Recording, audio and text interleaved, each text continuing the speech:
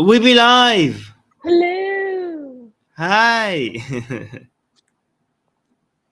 We're live on Facebook as well. Oh my God, we're I- finally back on Facebook. yes, I think our editor did make a mistake. We're live on Facebook group instead of Facebook page. But hey, Oh, cool. we're Well, yeah, new audience. That's fine.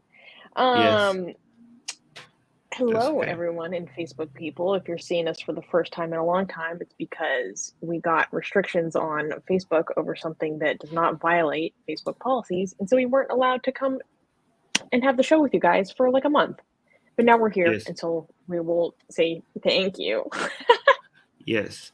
And we're live on YouTube as well, and on Twitch as well, and on LinkedIn as well, and everywhere. So, guys, let us know where you're watching from. If you're watching from the US or from Bangladesh or from Egypt or Philippines, Indonesia, um, you know, anywhere in Africa, Asia, in the Americas, just Europe, just let us know so we could highlight that. Look, say hi from Germany, right? So we're going to be covering the news on atheism, religion, secularism. We have a global perspective, unlike any other atheist news show that you've ever seen. We are very global. So yeah. And Susie, what's the news today? The news is we have from what countries? India, the UK, Egypt, Cyprus. Ooh, that one's pretty juicy. We have some global news stories, some more from India, some from Afghanistan, all over the place. Yeah, And and huh? and the United Hello.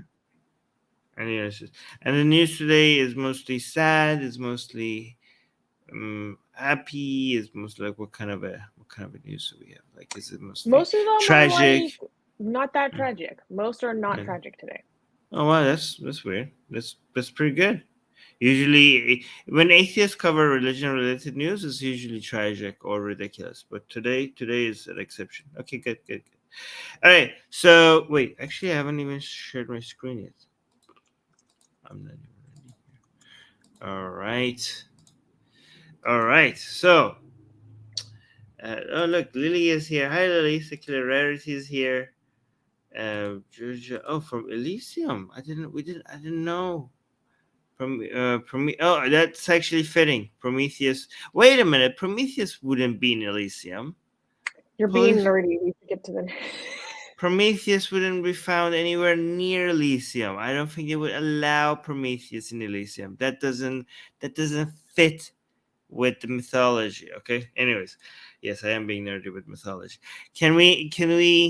If people understand why Prometheus wouldn't be found in lithium, please let me nerd it out in the comments or the chat section. So I know I'm not the only one who understands what this is about. Anyways, can we clap for the first news? Um, it's not the best thing, but no one got seriously like injured, so fine.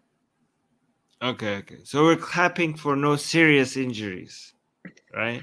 We're clapping. It's minor injuries, Mhm. but not serious injury. Okay. First news. First news: Santa's assaulted by Hindu nationalists at Indian Carnival. Hindu nationalists in India beat up a group of Santa Clauses on December 23rd who were handing out Christian books and chocolate at a zoo in Ahmedabad, India.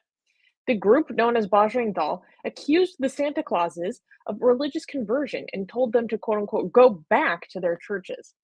The video of the incident where the two men wearing the costume of Saint Nick get beat up went viral on social media platforms. Javalit Mehta, the president of North Gujarat Bajrang Dal, said, quote, when we went there to protest against the people who were doing religious conversion activity, there was a clash with some of them. India is currently facing an upsurge in targeted attacks on Christians, churches, and missionaries over alleged coerced conversions. Similar incidents have happened during the festive season across the country, including church vandalizations, police reports against pastors, and attacks on villages. So, KCA Randy is saying Santa probably had it coming. Oh no. So I just had to cover this. I mean, obviously, like, this happened almost a month ago, but I like just found out about this, and so I was like, we have to talk about this because I don't know, Armin, like the okay, let's be honest. Like mental image of Santa getting beat up, like it's the mental image is Like, pretty funny, but this actual event is like not funny because these are just like random dudes who happen to be dressed up as Santa Claus that get beat up just because like they're out being I want to. Christian. Yeah. It's because so for people who don't understand why this is happening, this is an anti-Christian um, thing, right? Um, I mean, it's Santa. It's not like Jesus or anything. But I want to play the video of Santa's getting beaten up, but I can't do that on YouTube, right? That would get me in trouble on Well, YouTube. so actually, if you play that video, you skip to 1 minute in. It's not like the part I don't in want that to. video I you don't. see, it's not like them getting seriously beat up. It's just like slapped upside the head as they walk away. I don't want to try it. You don't want to I don't risk want it? to. Okay. I don't want to risk it. I'm gonna get flagged on YouTube for violence and stuff like that. Yeah. Okay. Yeah, But fair enough. yeah, yeah. And here's the thing, like Yeah. there is a lot of tension in India and has been for many years regarding the issue of religious conversions and mass conversions, and there's like a historical basis for it and all this stuff.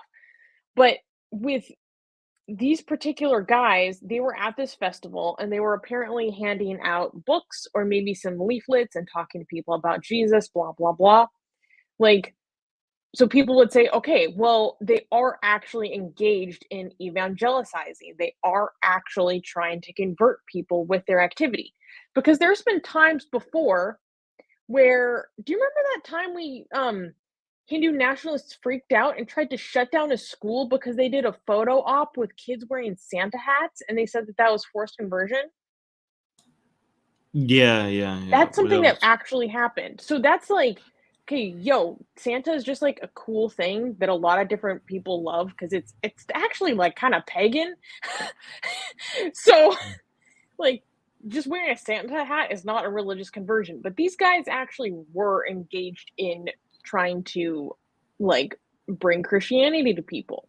So Mm. people be going like, well, look, this proves that this is actually like their intention, blah, blah, blah. Whether or not their intention is to convert people, under the Indian constitution, you have a constitutional right to profess and propagate your religion. It's in the constitution that you are allowed to propagate your religion. Yeah, I think at some point in India, anybody talking about like forced conversion is just going to be a term they use for anybody mentioning any religion other than Hinduism. Yeah, like it's just so they're just using the idea of what is forced is completely has lost all its meaning in India. Mhm. Any form of Mhm. invitation right now, invitation to anything, any Abrahamic religion is considered forced conversion in India. And now I know like some Hindu nationalists are going to be telling me, oh, but I mean, there is forced conversion in India. Are you denying that there's forced conversion in India? Like, no, but you guys have used the fact that there are some certain things that are forced conversion in India, and now you're like using it as an evidence for everything being forced conversion. And I don't think people who think like that are even going to be listening to anything I say. I've noticed like a lot of people from India, when they have certain narratives, they don't really care about what other people say. They're just going to continue repeating their narrative, and like the other people from India, are like when they're reasoning to them, it doesn't really matter. You just like keep like acting like you're not hearing anything. You just wait for them to finish, and then you keep repeating the line that you had before again and again. Oh, we got a super chat. Oh, we okay, here we go. Gasian American, thank you for the $5, Gasian America, saying India should syncretize Santa as Yashka Fairy, who then works for Lord Yama and gives presents according to good karma. That's how real pagans do it. Wait, oh my gosh, Don't what give if there them. was like a Santa that did have to do with karma? That'd be I mean, I hate the whole conception of karma. I think it's really evil, but that would still be very interesting. I wonder if you could do that in a fun way. By the way, everyone, I forgot to say at the start of the show, Happy Lunar New Year. It's Chinese New Year today. So I don't know what you say for Chinese New Year or Lunar New Year besides Happy Lunar New Year, but yeah, that's a lot of fun. So Okay, look, I found one of these people that I just mentioned in the live chat, right? So this guy is one of those Hindutva, like crazy. I don't know. Like Harish in the live chat is saying, "Keep your evil ideologies to yourself." It's talking about this. Is probably one of those Hindu nationalists talking about. I mean, usually I would agree with these people, talking about religion like that. But these are not the type of people, these are not, you as an atheist, you might read these and you'd be like, oh, that's kind of base anti-religious comments. But nah, that's not don't be fooled. that's not where that's going. Yeah, that's not where that's going. That's basically, well, one, people supporting one religion or culture over another. Look here. Look at this. We don't need them. Abrahamic religions are bigoted to us. We won't allow them. And yeah, but so is Hinduism. When it comes to, I agree with you. Abrahamic religions are have a lot of bigotry in them. Okay, but there is no religion. There is no religion in the world where bigotry is so foundational in its values than compared to Hinduism. Hinduism has has managed to master bigotry beyond any other religion. Okay, I mean, other religions have their own fair share of problems. Okay, Islam has obviously horrible teachings. Christianity, Judaism, all of them have horrible teachings. But bigotry, Judaism is a very, has a lot of bigotry in them. I would say actually Christianity and Islam, as problematic as they are, bigotry is not necessarily a problem within Islam and Christianity. Other horrible teachings are, but Judaism and Hinduism, yeah, bigotry. Oof, oof. I mean, Hinduism has more bigotry even than Judaism in it. Like, it's weird how you could Hinduism has managed to outdo Judaism in bigotry. That is hard to do.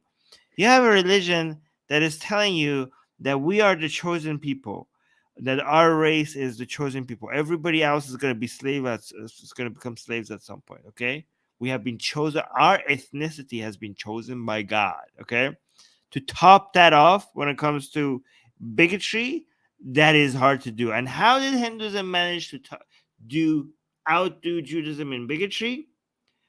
By doing bigotry, by hating upon its own people. So at least Judaism, like, yeah, we're the chosen people, we're better than everybody else. Hinduism has managed to go within its own people and be like, yeah, we have actually bigoted against like Hindus as well. So not only we are better than other people, within our own people, we're gonna even divide people, and we're gonna be like, we have a superior caste and then the lowest caste. Like, we are bigoted against our own people as well. That's how Hinduism has outdone Judaism in bigotry. Yeah. Like you know how I said these people, by these people I mean not all Hindus, okay, just these specific people, right?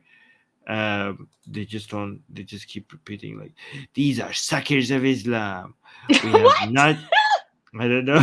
I We haven't have, heard that accusation in a while. Oh, that brings yeah, back fond memories. yeah. Look at this. We have not genocide people like you do.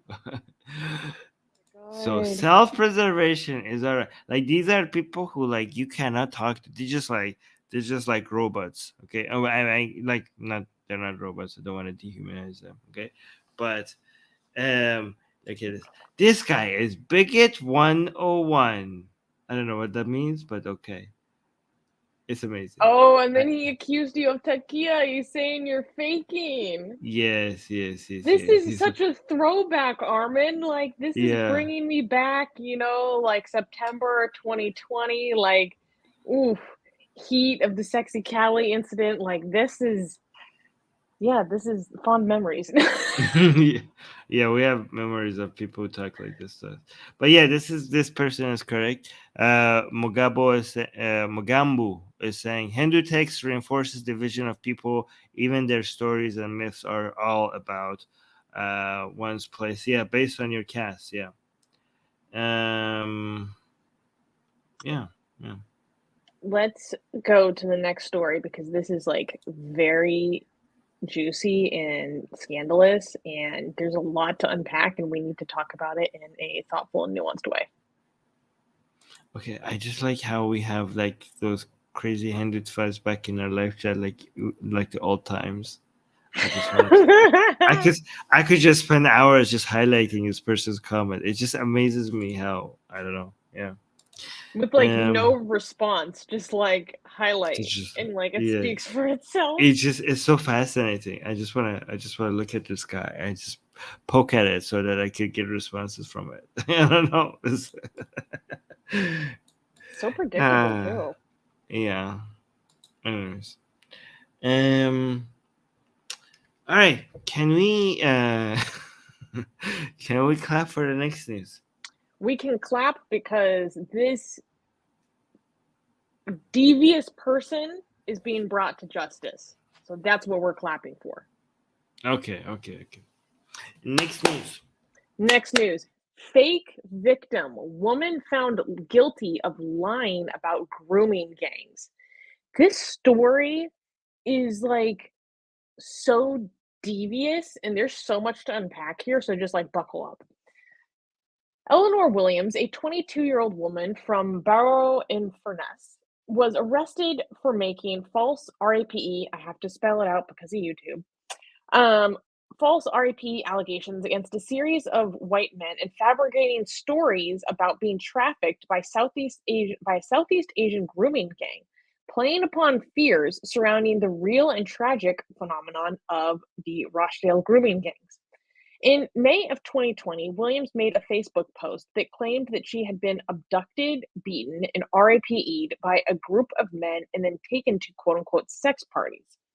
The post led to a creation of a Facebook group called Justice for Ellie, and a crowdfunding campaign raised over 22,000 British pounds. However, investigations revealed that most of Williams's allegations were false and her injuries were self-inflicted. Williams's accusations led to the rise of anti-Muslim hate crimes and anti-Asian sentiment in Barrow, and the formation of a far-right group called Patriotic Alternative.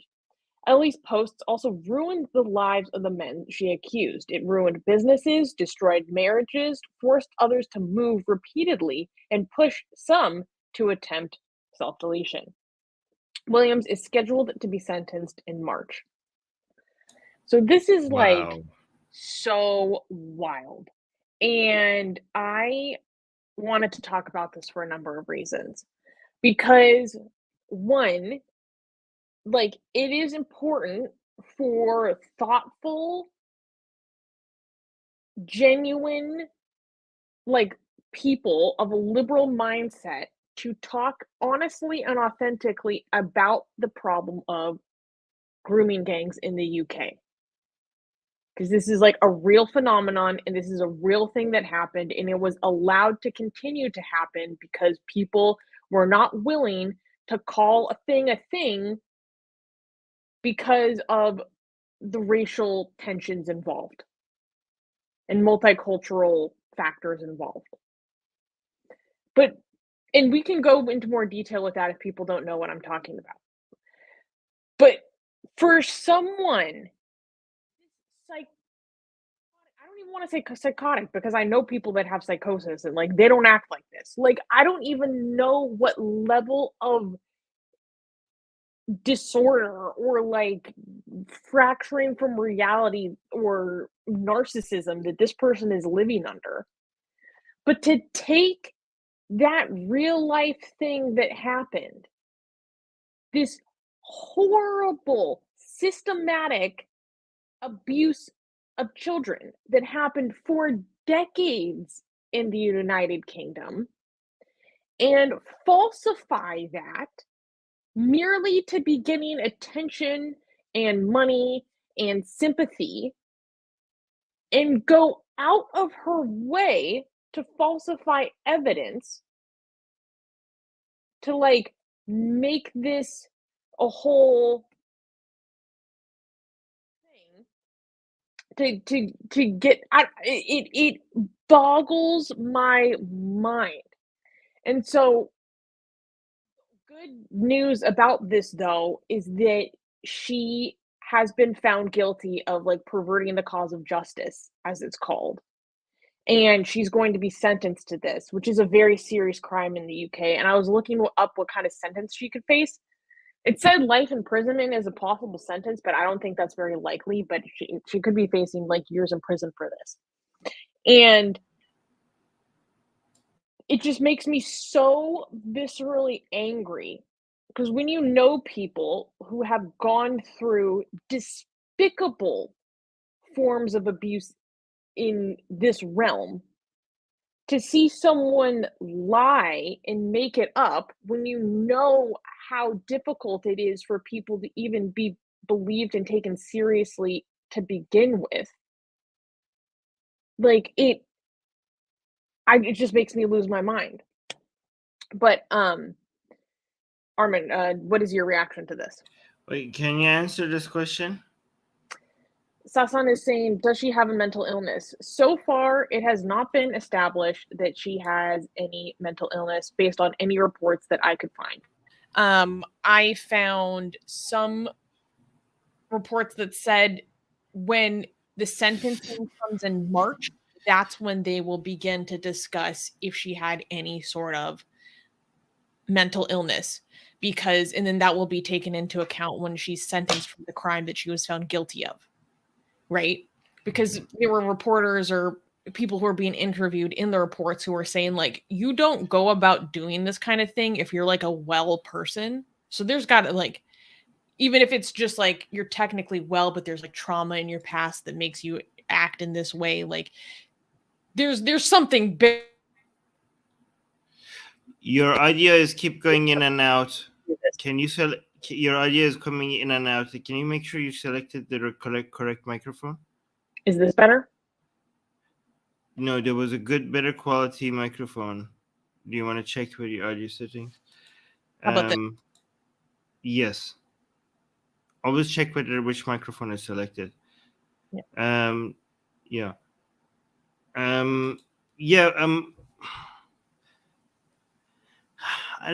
By the way, I don't know if these whole grooming gangs in the UK,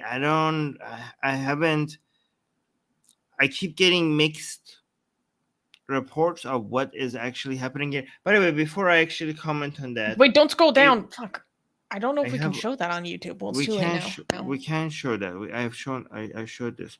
Is this like, so what we're seeing is her being heavily abused, like her face is like look beaten up. How did she, if this did not happen, how did her face get like that? Is that forensic experts determined in a court of law that she inflicted these injuries on herself? They even found receipts for the hammer that was used to cause the injury that she purchased herself. She did this with a hammer to her own face? Yes. There's like way more photos that we. Your audio keeps cutting in and out. Your mic is like going in and out. What the hell? Why would she do that? I mean, I can't answer that kind of a question, right? Like, why does someone do something like that? That is like so beyond my capacity. Like, I can't answer that question. But what's crazy is that when she started these rumors of the grooming gangs, that she had already been found guilty of making false allegations of RAPE against men before. And when she's been doing this since she was 16. And then within 20 minutes of her making this post on Facebook claiming that this stuff happened to her, the police came to arrest her because I think it violated some aspect of her sentence for her previous charges. But it was too late at that point. And it started up a whole bunch of racial abuse in her town. It started up anti-Muslim attacks in her town. It started up a far-right group. These men were systematically targeted by the community. Like the son of one of the guys who was accused of being the ringleader dropped out of college because he was being bullied so much. Like there were people who got divorced and their children taken away from them because of the allegations, and all of it was found to be false. And it makes me so upset because, like, the only silver lining is that she's actually being held accountable for it. Because I've known people personally who are some of the best men I have ever met in my life who have faced legitimately false allegations. And I've personally witnessed what it does to them. And it's so mentally devastating and heartbreaking to see someone who is like genuinely an exemplary man like go through that and then have no consequences for being put through that experience. It's so like devastating. And this went on for years. One of the people that she falsely accused was held in jail for 10 weeks before they actually realized that the IP address used to make the messages that she was using as evidence against him were coming from her mother's own IP address, like at the house that she stays at. And that he was actually like being held for something else at the time she accused him of RAPE. 10 weeks. 10 weeks in jail with actual offenders. You know? But, and to use this situation where there is legitimate tension in the UK over this ongoing scandal and how it plays into very delicate fears that are being propagated against immigrants and asylum seekers and racial abuse and all this stuff, to just use that to get attention and then have that whipped up against like your own community. It's so devious. The details of this case had my jaw on the floor. She would go and have like sexy conversations with men that she would find off of Tinder, and then she would go change their names in her contact list to be Muslim sounding names so that she could then screenshot that and then use that as evidence of how she was being talked to in creepy ways and sexual advances and all this stuff. Okay, well, take this woman away for a very, very long time. Obviously, she said, yeah. Wow. But I'm very quickly curious about what she said about you are not sure about the whole grooming gang thing, because didn't you interview a grooming gang survivor on Secular Jihadists? Yeah, well, obviously it happens. I didn't say, but I just don't. I mean, the narratives have been that it's mostly being done by Muslims in the UK, and the media is out to cover up for that, right? But I've seen reports that that's actually fake. That grooming gangs are as much a white thing in the UK, as it is like a Pakistani thing. Like it is a misrepresentation that this is mostly done by Pakistani or Muslim related gangs, that you could find as much as the same amount of activity or even more among,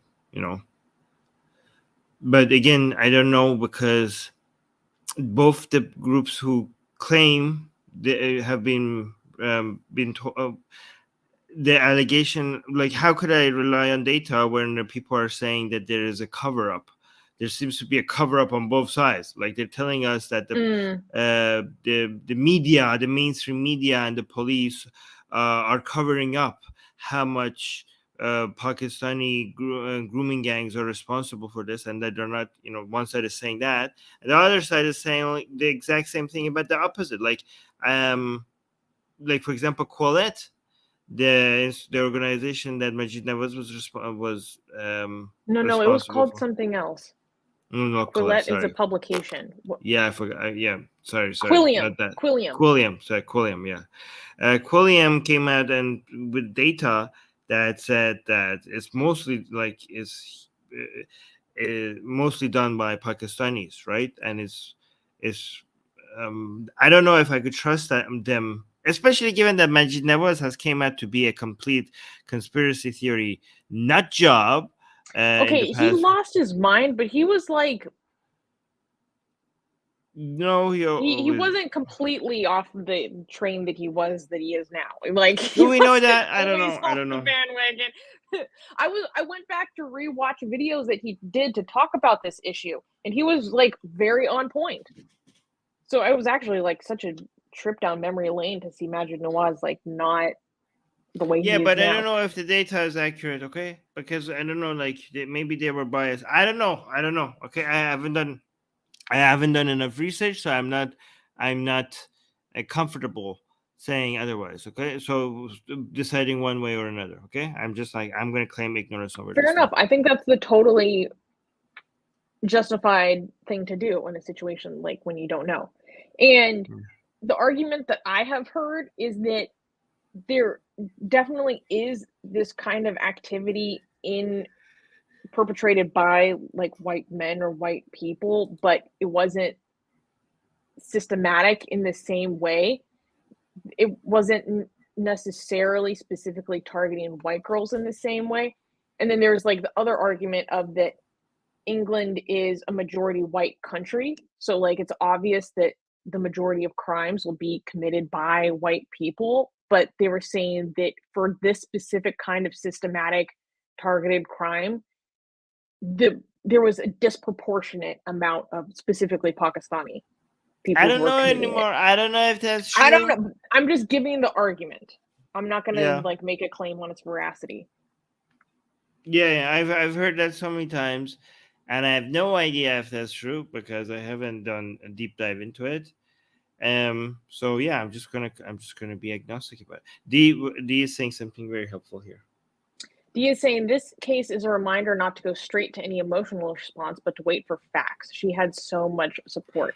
And that's what really makes me upset is that that is such an abuse of that trust of a community that has a genuine will to want to support someone who went through something horrific. And like oh my god, the level of like, oh my god, this woman. Like, for the other people who go through anything similar to this, it's going to make the reality of dealing with that more difficult. It makes me so angry, but I think, I don't know, that's why this is important to talk about, like, in a frank manner. And stop, Yeah. instead of saying, like, oh, these things don't happen, like, they do happen. Lives get destroyed, like, on both sides of the equation. So let's just be honest about it. Have an honest discussion. Let's talk about it with care without demonizing people. Because if like we are like just like liberal people, liberal progressive type people don't want to talk about it because it's uncomfortable and it's not politically correct and it's not fitting the right narrative. The only people that are going to fill that void to talk about this issue that other people are hiding are going to be like far right people who use it to fit their agenda of demonizing other people. And so that's why it's important for people like us to talk about these really uncomfortable things that are true, that do happen. Because if we don't talk about it, then we're leaving that narrative and that topic to people who are going to be very abusive with and weaponize that narrative. Right. Okay. All right. Before we go to the next news, I I didn't want to bother you and interrupt you in the middle of your great rants. You have great rants, Oh, thank Susanna, you. and I don't want to interrupt you. However, you seem to have a very good microphone and a very crappy microphone, and it keeps switching between them automatically. The So I problem don't is, know. Hmm. I don't know what's going on with my adapter that I have for my good microphone. When I'm Mhm. using that, that's the one that keeps cutting out on me mid-sentence. Mhm. Okay, so you're on your crappy microphone at the moment. So I just want to let you know the I audio know. quality is significantly lower.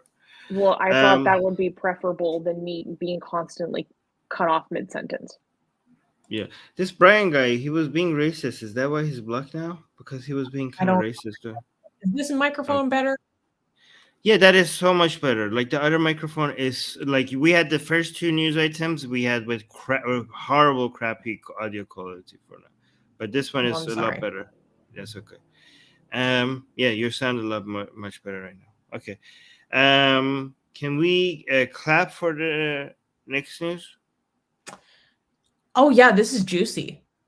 Oh my god, you sound so good right now. Can we keep it like this? Oh All wait, right. I sound how good? How good Yeah, do I very, very good. It's so good that I'm so upset that the first ones I know because you now had I'm pissed off too. I'm you sorry. you had such good rants, and I wish we had those two rants on this audio quality. So I'm kind of upset, but it's fine.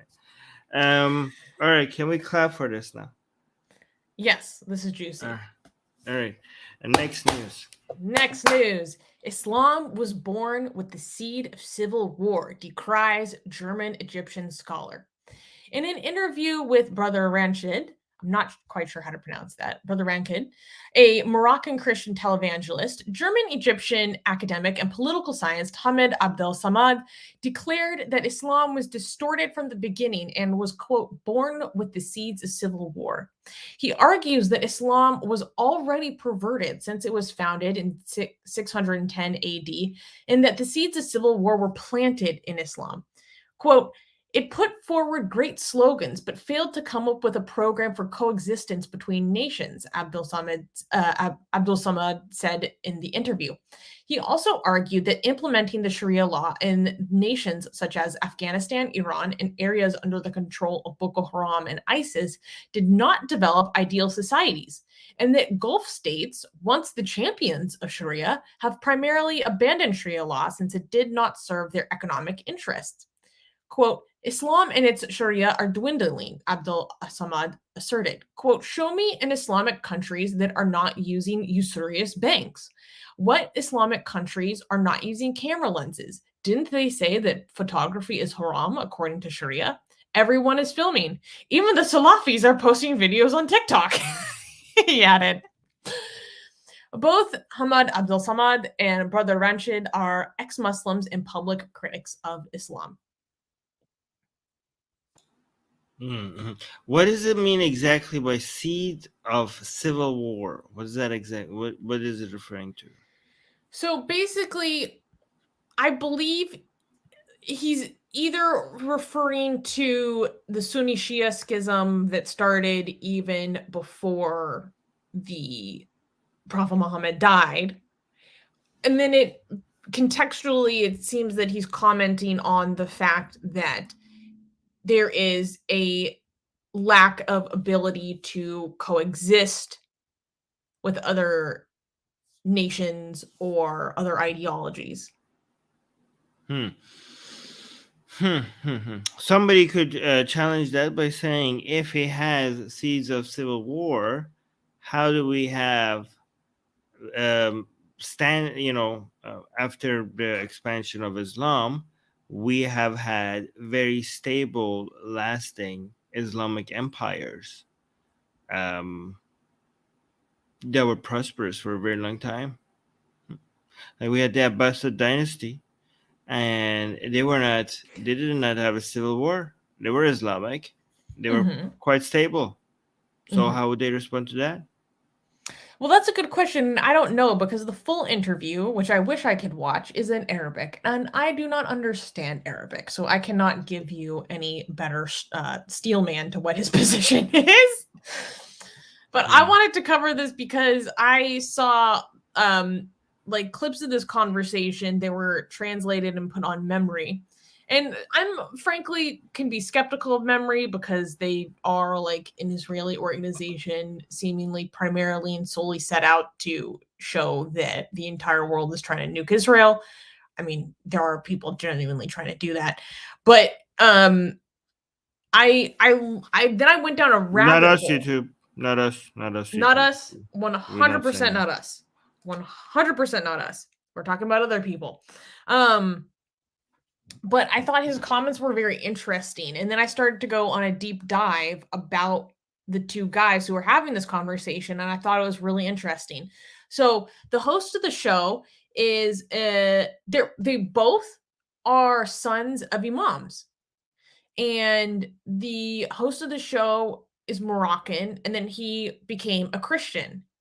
And then he had to leave Morocco because of his he originally started studying Christianity to try to disprove it, and then he ended up converting, and then he had to leave because of his activities as a Christian. And then similarly, Hamad Abdul Samad was also the son of an imam, and then he became an ex-Muslim atheist.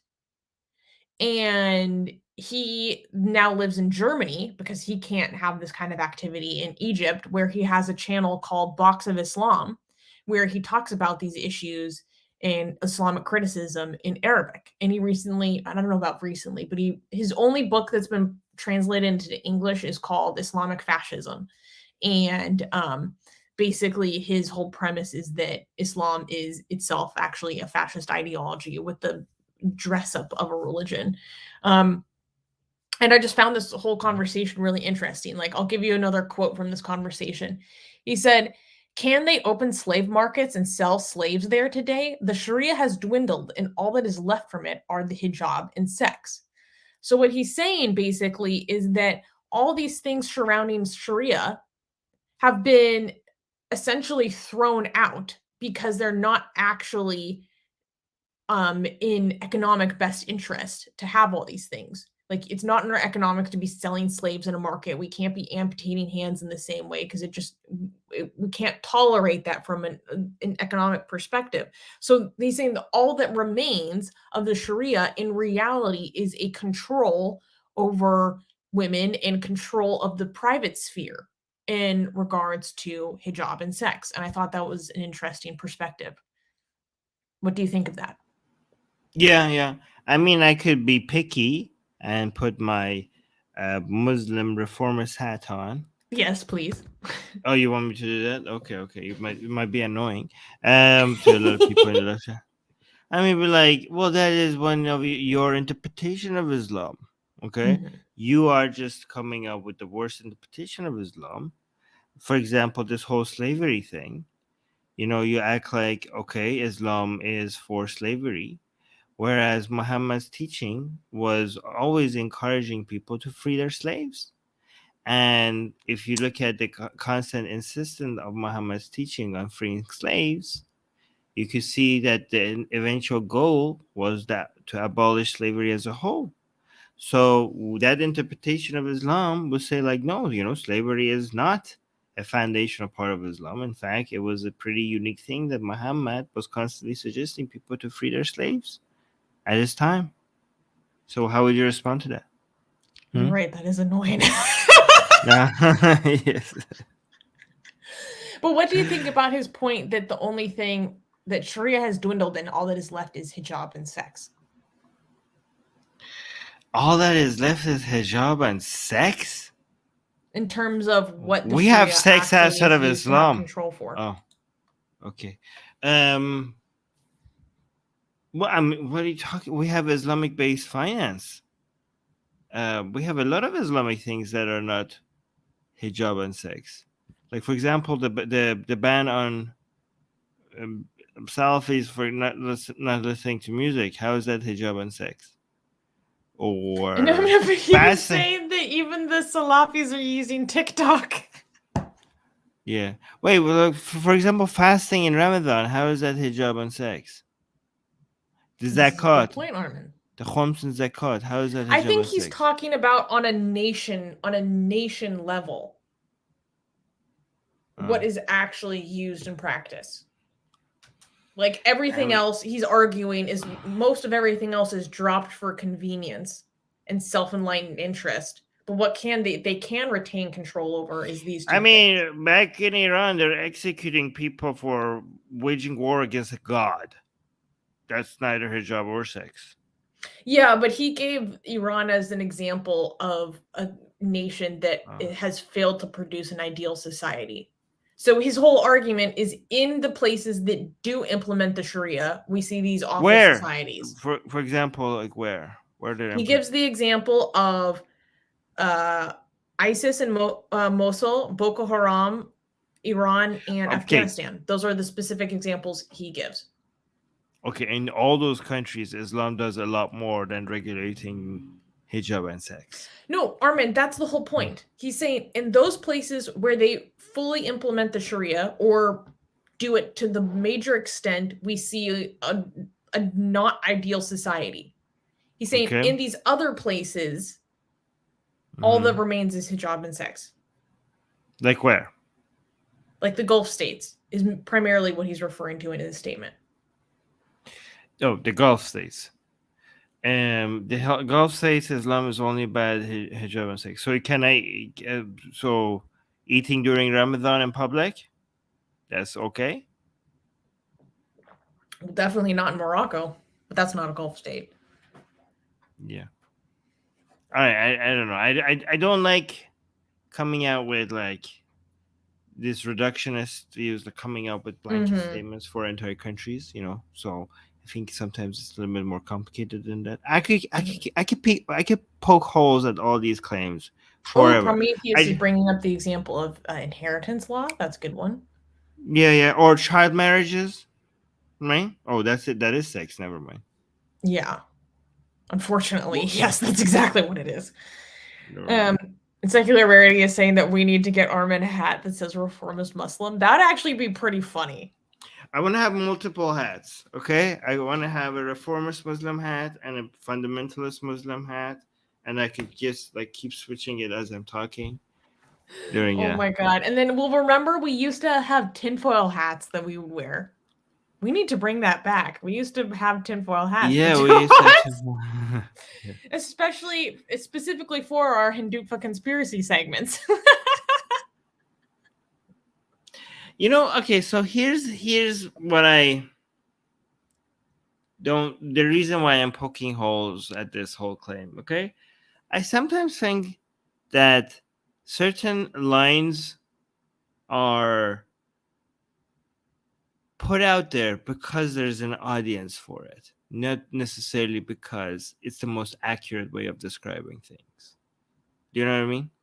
Oh, that's a fact of life. Yeah, 100%. I know. So we have to be careful. Like, are we going to be like, because as evil as Islam is, usually you can come up with something as complicated as any, anything that affects society in such a complicated way. I don't think like you could come up with blanket statements that doesn't take into account different variables. Like at least you could say mostly or many times, but when you come up with absolute statements about something so that is impacted by so many different variables, I feel like, are you actually being intellectually honest? Or are you thinking like there's a demand for a line like this, so I'm gonna go with it? Do you know what I mean? Yeah, of course I know what you mean. I see it all the time. Yeah, so I'm just being skeptical. Okay, no, I think you're totally right too. Sasan is saying, I think he's saying that in the contemporary world, the Islamic model of the world is dysfunctional. It doesn't meet the needs of modern civilization. Yeah, that's essentially the point he's getting at. Well, yeah, but Sasan, you're saying it better. You're saying it in a. The way you're saying it sounds better to me than the way that And to be fair, what was available to me in English was the parts of like an over hour-long conversation that were translated by memory. Okay. the Okay. Memory There we go. Institute. So there probably That is a makes- lot more context and that just isn't available to me. And I wish I understood Arabic because I'd be very curious in watching the show that he has with this guy. And Yeah. people criticize Memory for like, cutting people out of context and da. So, that's all important context as a viewer, which is partially what makes Memory like low-key hilarious. But there's so many good Memory memes too. Oh my god. Memory lane. So yeah, and Sharia is dwindling. That part is. I mean, I don't want to be too picky. Okay, I don't want to be that annoying guy that is always picky about everything. The Sharia is dwindling. That's your brand, though. Yeah. Okay. Sure. Yeah. But it's not dwindling. Do not forget, guys, it's actually not dwindling because Harish has correctly identified that Armin is actually an Islamic apologist disguised as an atheist, and his only goal is to make a dhimmi out of you. So yes. You heard it here first. Today. If you're not too careful, Harish has exposed us, we can all pack up and go home. I mean, dhimmi would be too good for you guys. If I'm lucky, I would make sex slaves out of all of you. Dhimmi is too high level. God. Dhimmi is a protected class in Islam. Okay, dhimmi, like you think dhimmi is a bad thing. Dhimmi is actually good. You might be paying higher taxes, okay, but as a dhimmi, you get to enjoy the protection of our Islamic, Islamic power, right? And you don't even have to go to war. You would be lucky to be a dhimmi. Okay, you should pray I don't make you into a sex slave. I mean, some of you might actually, I don't know if I should. Some of you might pray Armin, that stop. I do. Some of you might pray that I do turn you into a sex slave. So I don't know if that's a bad. Yes. Yeah.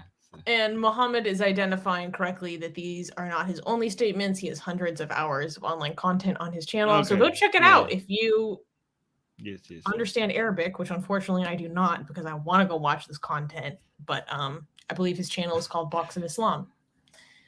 Wait, see, I knew I was right. I knew I am. Music guy gets in line for being music guy. Don't encourage him. These statements.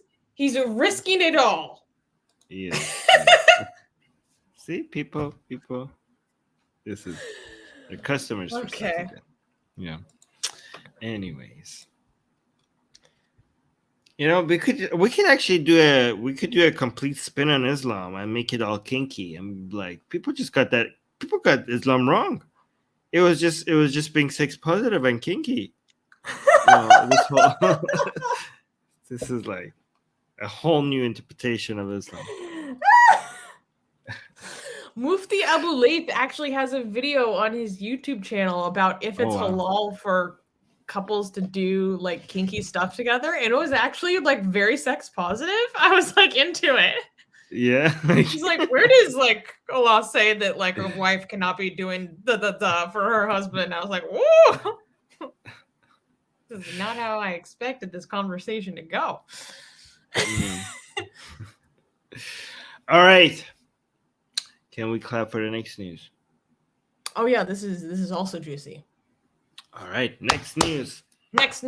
Imam's demand that wives must accept invitations to bed sparks outrage.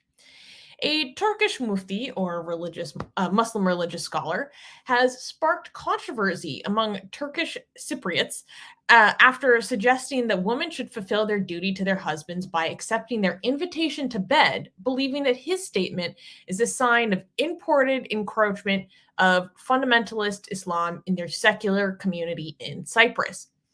Ahmet Unsal, the head of the Turkish Cypriot Department of Religious Affairs appointed by Turkey, reportedly stated during a lecture about marriage obligations that women should marry without hesitation and bear children because matrimony, quote, isn't about having fun. Unsal also urged women to avoid other men except their husbands to, quote, protect their virtue and safeguard the properties of their husbands. He also said that men should pay for their wives' necessities, adding that Allah detests divorce. The Turkish Cypriot community did not receive Unsal's message well, and hundreds of demonstrators, 46 trade unions, and even politicians took to the street to protest against Unsal's statements. Dulgas Derya, a well-known female lawmaker, joined the protests and told Unsal that they don't live in a theocratic regime similar to Afghanistan or Iran. She criticized him for, quote, presenting his fantasies about subjugating women as the word of Allah, and argued that religious laws have no place in a secular community. Yeah, wow. Turkey is good. Doesn't miss, people don't know that the new generation in Turkey is pretty secular. They're like, there's a lot of anti-religious views in Turkey, and it's growing. Okay, don't look at the politics in Turkey. Demographic wise, Turkey is going in the right direction, and I am very optimistic about the Turkey's future when it comes to religion and secularism. Right. So, well, I have one correction to make. So technically this didn't happen in Turkey. This happened in Cyprus. And Cyprus is being contested over Greece and Turkey. So this happened in the Turkish part of Cyprus. Okay, yeah. Never mind. And that's actually what makes this interesting, because what I was reading in the reports is that the Turkish Cypriot community is like, you are trying to import some BS from Turkey that we are not buying. Like, this is some Erdogan BS, and we are not taking it. We are firmly secular. Like, this does not represent our values, because this is a guy in the government who's appointed by the Turkish government saying these things. And he's like, this Islamic fundamentalism is not going to fly in our community. And there were protests of hundreds of people that came out against that. I was very surprised by this. Well, I mean, if you're going against these, are these Muslims who are protesting against this? Because this guy is bright. I mean, do you want me, Susanna, do you want me to bring you hadith that supports this? Armin, that was his defense. He's saying, I'm just saying what is, this is in line with the scripture. This is in line with our tradition. This is what it is. And that was exactly his defense. Do you want me to show Islamic hadith that supports this guy's claim? I mean, if you have them at the ready, why not? I do, right? Boom. Boom. I just have hadith right in my back. Boom, here, there. I'm ready for stuff like this, right? Let's get into it. I just had to, what I Googled? I just Googled Sunnah Hadith Angel's Curse. The first thing that showed up was the hadith that I was looking for. Here, actually look. Sunnah Hadith Angel Curse. It does come up. It brought up the exact hadith that I knew exactly what to search for to bring up the hadith that I was looking for. It was the first result on Google, right? So, by the way, this is, if you want to see the it's Sahih Muslim. So this is authentic hadith. This is the second only to the Quran when it comes to source of Islamic scripture. Oh, Susanna just got disconnected, but it's fine. We'll wait for her while I read this for you. Oh, Susanna came with my... Can you hear me? Yeah, I can hear you, but you have my avatar. How dare you? I accidentally kicked myself out of the studio. Sorry, continue. How does one do that? Okay, I don't know. Okay, stay there now, because this is you're messing with my hadith reading. Okay, all right. So this is Islamic hadith. It says, when a man invites his wife to his bed and she does not come, and the husband spends the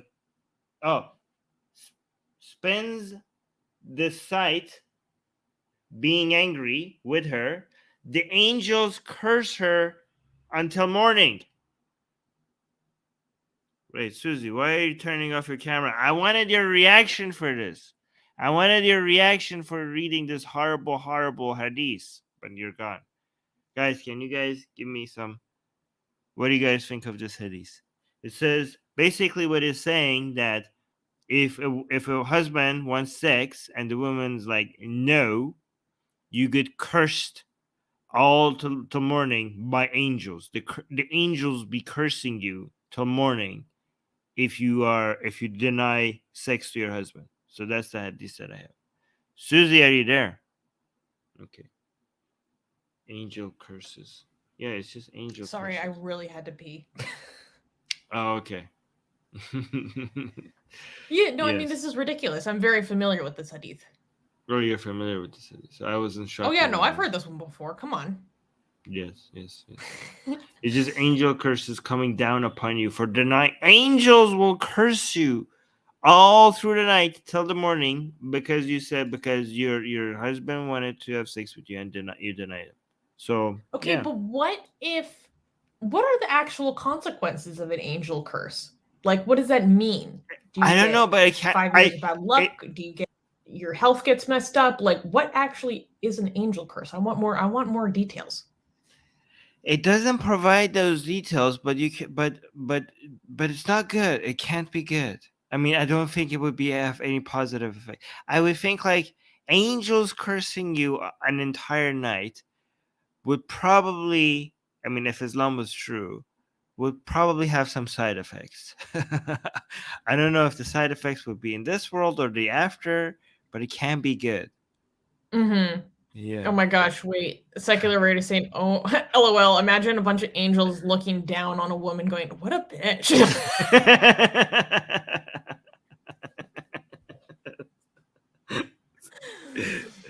Oh my gosh. Guys, this is guys, here are the references if you don't believe me, okay? This is Islamic, this is and this is not an atheist anti-Islamic site. This is sunnah.com. This is and if you don't believe that, you could go get the book Sahih Muslim and you could pick up the book and you could see that this hadith is there, okay? This hadith is there, okay? This is Islamic and it's Sahih. Sahih means authentic. That means the chains of narration have not been broken, okay? That means that every single one of the people in this chain of narration is a trusted source, and this makes this authentic Islamic scripture. Okay? There you go. If you want to, yeah, I'm not going to go into more detail about why you can't ignore this, because it would get too... Well, I thought it was really cool to see that this got such big pushback. Yes. Yeah, like that. I don't know. I think it's a very positive sign that people are like, no, get this fundamentalist BS like out of here. This doesn't represent us and our community. D is saying angels are gone by morning, so you can prepare for work as usual. Well, it's not Daif, it's Sahih. Okay, I don't know. That's too much Islamic knowledge here. Wait. Susanna is saying, only in Islam do you get such nonsense. Most religions have moved on from such things. That is not true. No, Where? No. You didn't. No. Okay. Wait, it's not that religions. First of all, you could find nonsense like this in other religions like this. And it's not the religions that move on from these things. It's religious people who move away. The religions stay nonsensical, okay? The religious people move away from their religion. The religion is still like that. It'll still be like that. Because if you want to compare religious people, a lot of Muslims also have moved away from such things. Like how many, do you know, here for example, Sasan, do you know how many Muslims know about the hadith that I just showed you? Do you know what a tiny fractions of Muslims are aware of this Islamic hadith? It's less than 1% of 1%. That's how little. It's less than that. Okay, so yeah, Muslims, the whole world is moving away from religion. Thank you, Iblis.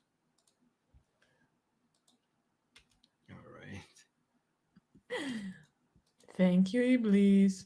Thank you, Iblis. All right, can we... Oh, wait, this is a good quick question. Are there counter curses in the Quran or hadiths? No, because, okay, so unlike your weird, bizarro Eastern religions, okay, Asian American, okay, curses are not something available to humans to just use, okay? Curses are something, if you do that, it's magic and it's haram, and your punishment would be one strike of a sword, Okay, so you do not do curses. Okay, curses happen to you or blessings happen to you because it's Allah's wish. People don't go around and just like do curses. Okay, that is sorcery and is haram in Islam. So yeah, no. Okay. Can we yeah, the prophet says, okay, as the prophet says, I sound like a mufti right now, that the punishment for sorcery in Islam is one strike of a sword. Okay, if that strike of a sword kills you, then your punishment is death. But if you survive it, then we have to let you heal. YouTube, I'm not saying this, by the way. I don't believe in striking anybody with swords. YouTube, I'm not advocating for violence. We're anti-violence in this channel. Okay, I'm just explaining the Islamic scripture. Secular Rarity knows me so well. He's saying Armin says weird, bizarro Asian religions, and Susanna thinks this is why we don't grow. You can like see it in my brain. Yeah. Asian American, his retort is, at least we have counter curses. Yeah. All right. Can we clap for It's the next hard news? because there's part of me that's like laughing really hard at you, and then there's the other part of me that has my CEO brain on. It's a constant but the laughing contention. part, I know, but the laughing part is stronger, I think. Yeah. All right, can we clap for the next news? This is sure. Oh wow, this is actually weird. Next news. Global Christian persecution hits 30-year high. As the religious liberty organization Open Doors marks its 30th anniversary since it introduced the World Watch List, compiling the 50 countries where Christians are persecuted the most, many Christians in several countries face more persecution than ever. According to the 2023 World Watch List compiled by the religious liberty organization Open Doors, North Korea is the most dangerous country in the world for Christians. Afghanistan was at the top of the list last year, but has dropped down to 9th place this year. Somalia, Yemen, Nigeria, and Pakistan also feature highly on the list. The World Watch List, created in 1993, ranks countries based on 6 categories in which Christians face the most discrimination and persecution: private life, family life, community life, levels of violence, and national life. The United States is not included on the list, despite concerns from some American Christians about discrimination and a culture war in the country. Quote, I would say to American Christians that relative to many, many, many places in the world, you have extraordinary freedom, says Lisa Pierce, the interim CEO of Open Doors US, noted. Use it well, she said. Yeah. I bet you, like, if you want to make Christians happy, you have to treat them very badly. Okay, they want that. They want to be like they need this victimhood. I mean, I don't mean it like that. No. Armin, I think you should be more careful both with the way that you're saying that. Yeah. Okay. So what I was saying is like, American Christians would love to pretend that this is happening to them as well, which is not. Okay, but Yeah. I do think there are churches in US and Canada that see this and they jizz over it. Like they think like, oh my God, this is fantastic. They want to go to their churches and tell people like, oh, look at this. We are, they use Christians being persecuted around the world as a way to, I mean, this is a source of funding. They need this, right?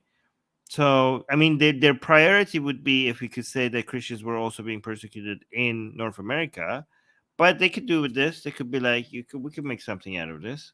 We could make a couple of sermons out of this and tell people about how bad we have it. But again, this is a huge problem. I don't want to dismiss how big of a problem. Yeah, Armin, well, I think it's complicated. Like, if I was actually thinking today, as I was preparing for this news story, that if American Christians, if this actually was their priority in what they focused on and pushed into the culture, like I would have so much more respect than what we see in America nowadays, because this is people who face legitimate violent oppression and persecution for the basis of their belief. That is a violation of their fundamental human right as enshrined in multiple treaties of international law.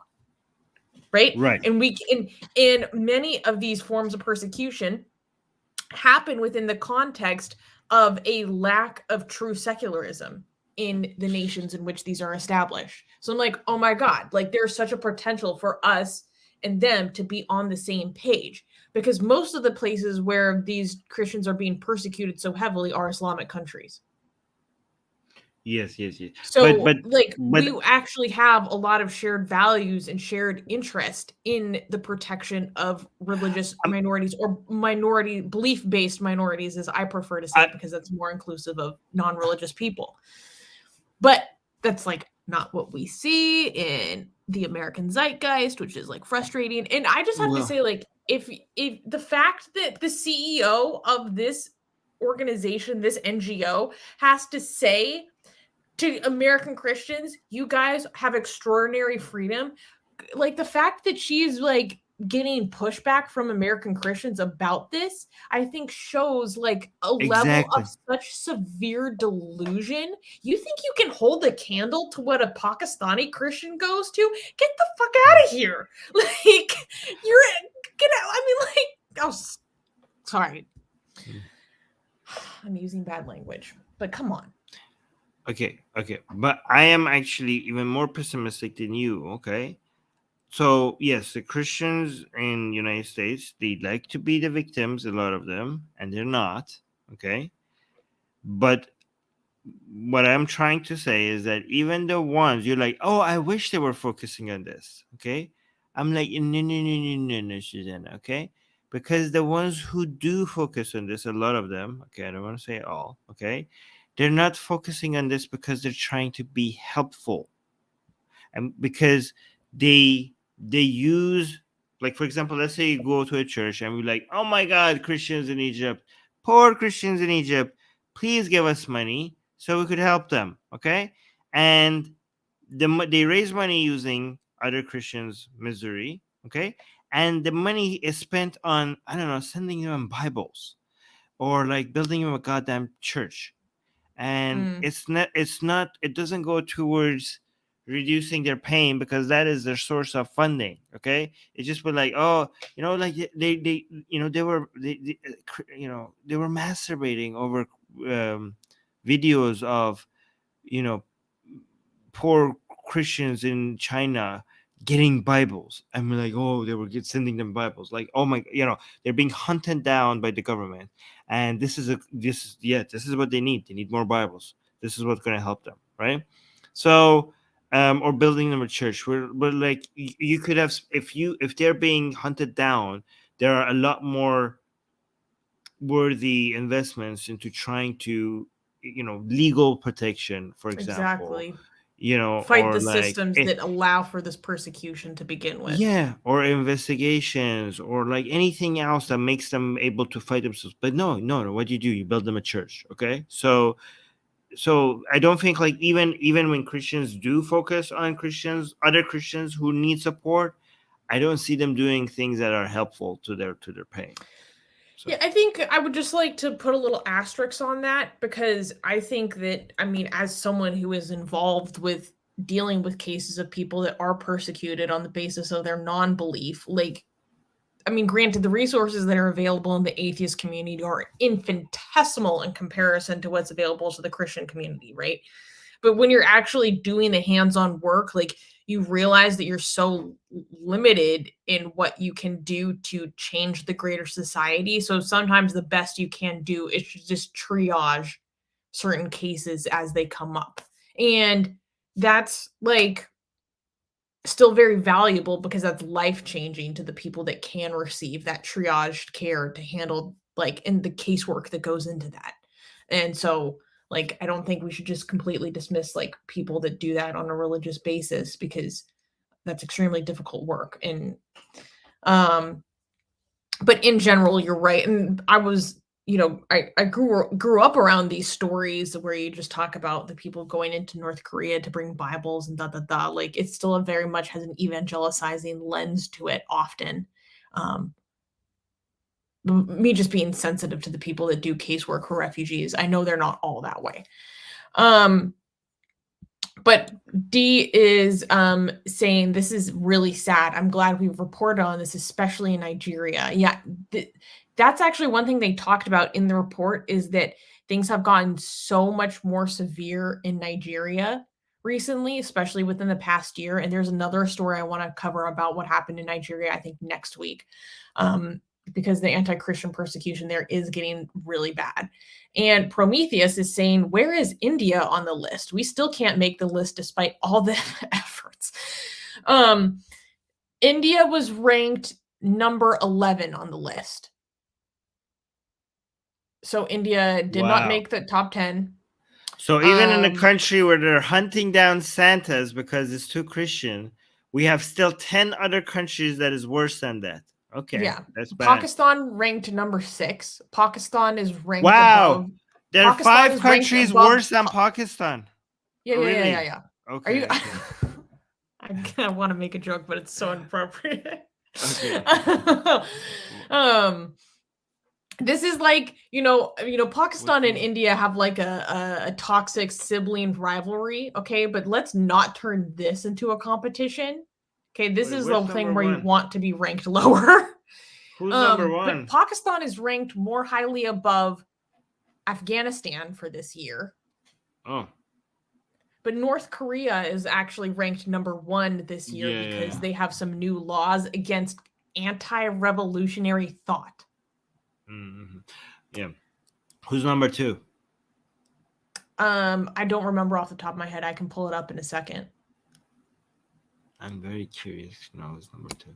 Should I give you the top 10? I can give you the top 10. No, just give me the top 5. And before Susanna gives us the top 5, after guest people in the live chat, what country do you think comes after North Korea? Oh, excuse me. Pakistan is number 7. Nigeria is number 6. Okay, let's get the top 5 in order. North Korea, Somalia, Yemen, Eritrea, and Libya. Somalia. Okay. He's number 2. No, Somalia is number 2. Okay. What's number 3 again? Yemen. Oh, yes. Okay. All right. Failed states. Mostly. All right. That makes sense. Okay. The next news is bizarre. It's weird. It's creepy. It is weird and it is creepy. It's very creepy. Yeah. All right. So can we clap for it? I mean, I think we can clap for it. Yeah, sure. Next news.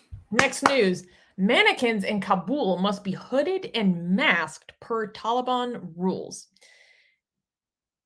Before I get into why, because the opening sentence tells us why they have to be hooded and masked. But Armin, I would like you to guess why Islamically they want these mannequins to be hooded and masked. It makes them horny? No. Oh.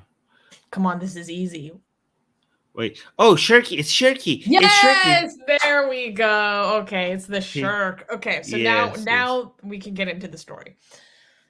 People don't know. Basically, they're worried that you might drop on your knees and worship the goddamn mannequin. Okay, if you see, it's like idolatry. So Taliban is worried that you might worship these things. Yeah.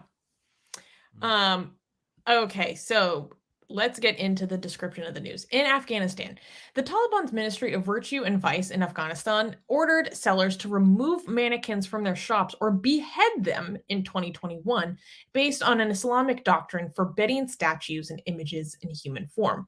Some sellers followed the rules while others pushed back, claiming that they would be unable to display their clothes correctly or would need to destroy valuable mannequins.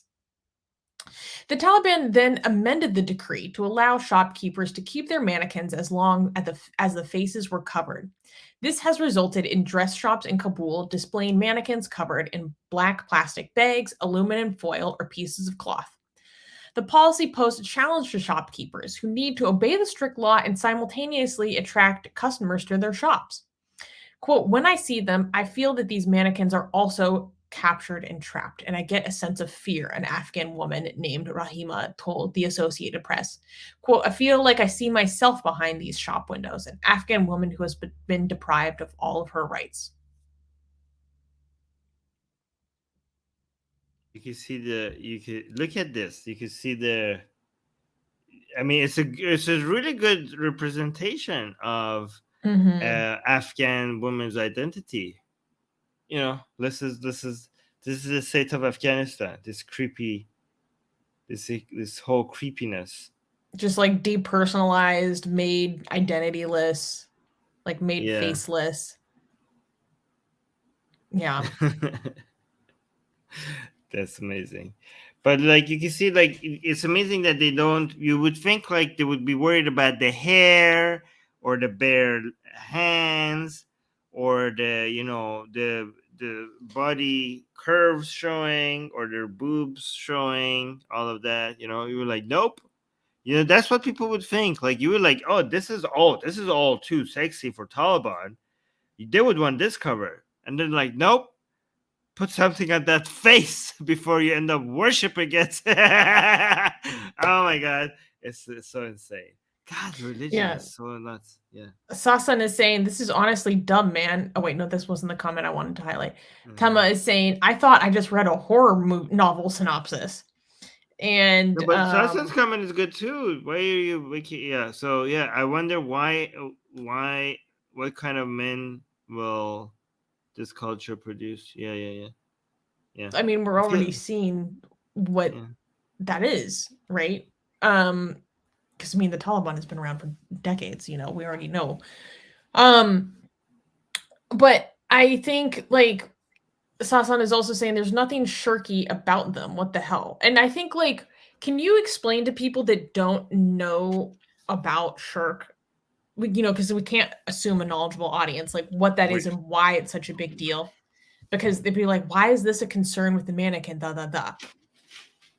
Because there was a guy that was interviewed by the Associated Press, and then he was really dismissive of the Taliban's rules. He's like, everyone knows that mannequins aren't idols and no one's going to worship them. In all Muslim countries, mannequins are used to display clothes. That's actually a good point. You'll see mannequins all across the quote-unquote Muslim world. Okay, I don't know what Sasan is talking about. I don't know what you're talking about. Islamically, this is shirky. This is shirky, or I just drew a face. That's shirky. Yes. Oh, okay. That's already enough to get to you to shirky. That's why you don't draw. Like the whole idea of not drawing Muhammad didn't originate from the idea of we respect Muhammad so much we don't draw it. It came from the idea like we just don't draw people because you might end up worshiping the goddamn picture or something. We just don't draw people. And then it ended up taking its own, But yeah, that's a very Salafi way of looking at things, I guess, like a very fundamentalist way of looking at things.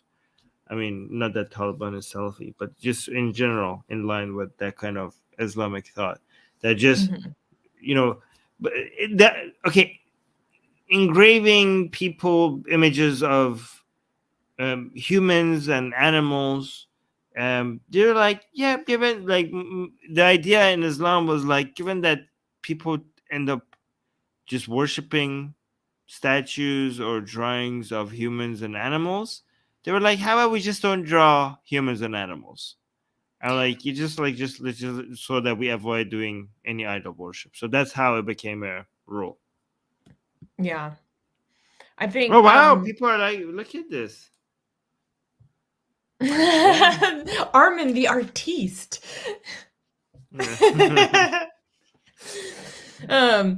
Oh yeah, also a music guy with the great information. That's why you don't see Islamic art. Shias are kind of fringe when it comes to Shias do have it, but mostly in Islamic art you see such heavy focus on architecture and calligraphy. Like why is calligraphy such an important part of Islamic art? Because and you see in Christian art, there's a lot of statues, there's a lot of paintings of people, right? You don't see that in Islam because it'd be shirky, it's haram, right? So music guy is saying that's why mosques only have symmetrical decorations or flowers yet, because it's exactly that. Good info. Dia saying this was disturbing all around. Shopkeepers thought that they were being artistic and making them shine using foil and plastic bags, but it makes me think of suffocating. Yeah. It would be very eerie. And Prometheus is saying, do they need mannequins to sell black tents? So this isn't to sell the burqa or the chador. Like, that's actually like a stereotype. Like, these are used for dresses that are used for weddings and for celebrations. Yeah, look at that. Stuff. Like, Afghan culture has a very heavy emphasis on weddings as a very seminal celebration. And so a lot of these are for very fancy dress shops for these special occasions. And granted, like, there isn't much of a market for it nowadays because almost the entire population of the country has fallen into extreme poverty. But like, Afghanistan actually does have a very vibrant culture that isn't being completely covered in, a burqa or a chador. And now these shopkeepers that deal with these kinds of dresses, or maybe even the very beautiful traditional Afghan dresses, which I'm obsessed with, by the way, the embroidery is insane. But their lives and jobs are now made even harder by the fact that they have to keep all this weird, creepy stuff on their mannequins just to remind everyone, not to idol worship a mannequin.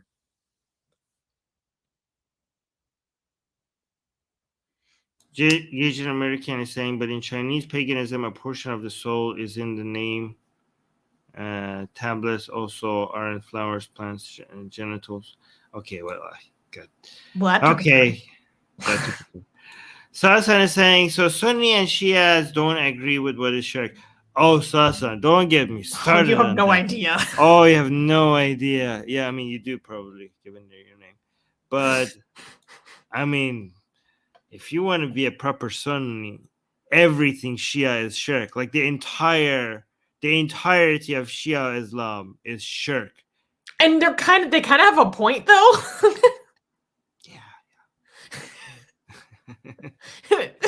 Here's the thing. They're not totally wrong. They're not totally wrong. Yeah. Well. All right. And I say this as a secret Shia. I mean, how could you not shirk for Hussein, right? Can we... Hashtag shirk for Hussein. Shirk for Hussein. Oh, yeah. So saying, sorry, I'm an American Iranian. Okay. All right. Can we... Ya Hussein. Ya Hussein. That'd be shirky. That's shirky right there. Yeah. Can we clap for the next news?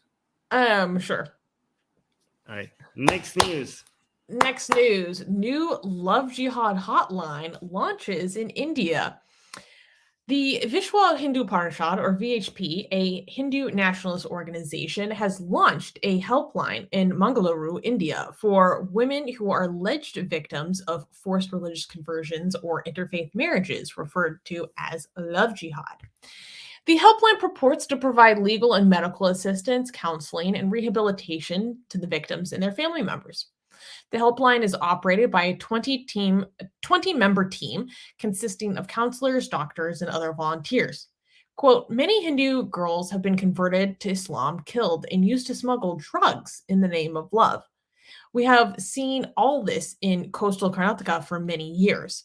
That's why, to prevent all such incidents, we have started this Love Jihad hotline, which can be accessed by anyone who has been trapped in the Love Jihad, said Pradeep Saripala, the publicity head of VHP.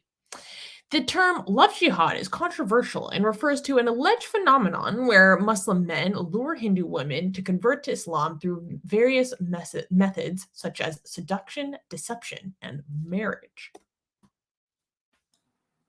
Well, are they getting any calls? I don't know. I mean, they haven't revealed any of that information yet. But, yeah, they now have a hotline, a helpline for the victims of love jihad. Which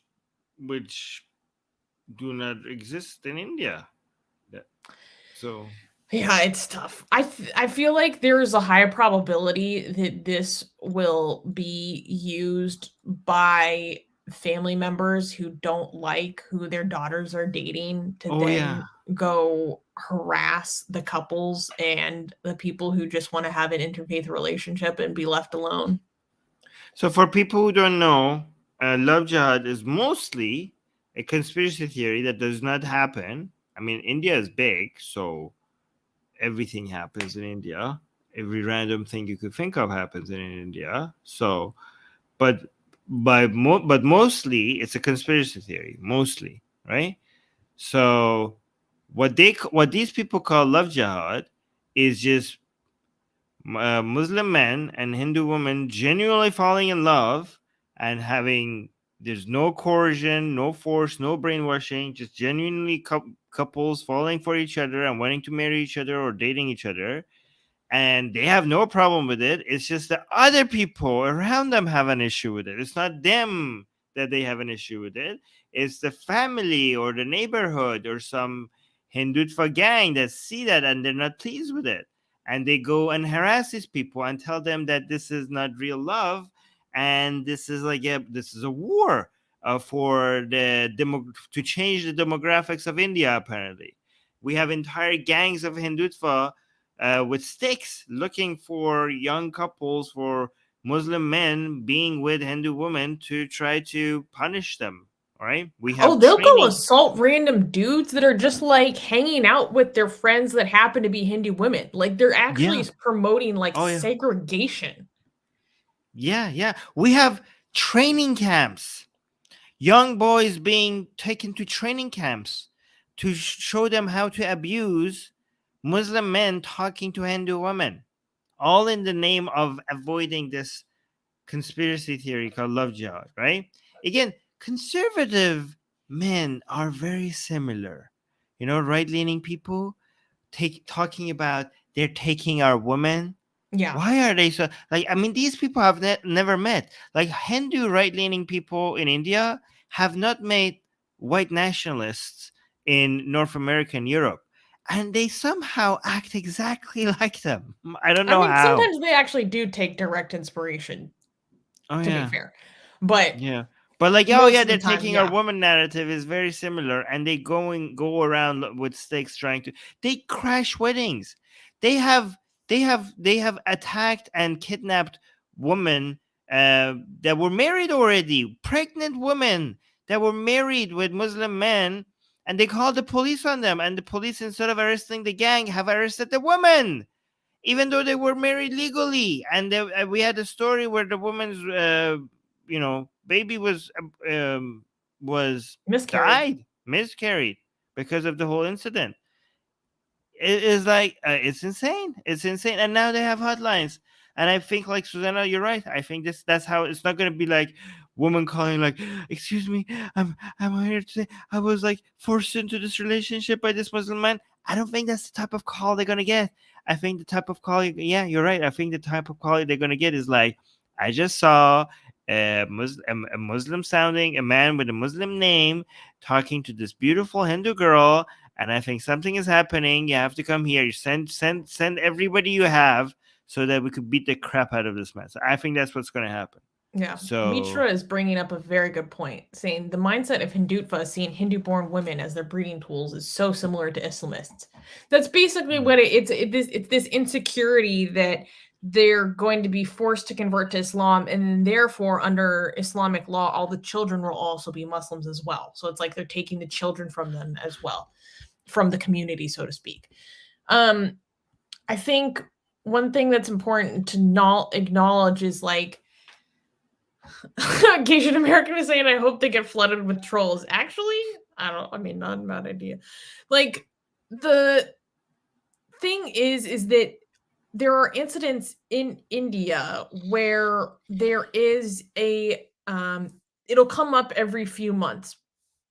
Maybe not months, like a couple cases a year that I'm aware of, where there will be a Hindu girl who was maybe dating a Muslim dude, or maybe she refused him. Actually, usually she rejected him. And then he begins to stalk her, and then she gets murdered, essentially. There's a word for this, like a jilted lover syndrome, I think it's called. Which I actually hate that terminology, but whatever. And because of the identity groups of the victim and the perpetrator, it's like automatically politicized when those individual instances don't actually fit into the pattern of the conspiracy that is alleged. So it's actually such a disservice to the people who are victimized by these things to turn it into this giant narrative that then is used to weaponize hate against a community just because of the identity groups that they happen to fall into. Oh, we can't hear that. No, but is there anything? No, I don't want to show. It's just like a news lady explaining it. Oh, look at this poster. To rescue of sisters falling prey to love jihad. Love jihad helpline. Look at, oh my God, look at this. Oh, the saffron little wristband. I didn't even notice that. Yeah, look at this. This is how they see themselves. Like, they're like, oh, we're saving our women. They're like, oh, because they get, they get so filled with rage. Why are these 100 women? Why are they not falling for me? How could they be falling for Ahmed? How could they be falling for Abdullah? Why are they not falling in love for me? I should go save them. Obviously, they wouldn't choose Ahmed over me willingly. They're being brainwashed. And they're like, look at this. Like, I will go and take and then look at what it says at the bottom. Love jihad-free Hindu society is our goal. Oh my God. Hindus, like, what? Look at this. Hindu society is our goal. Like, they're like saying the quiet part out loud.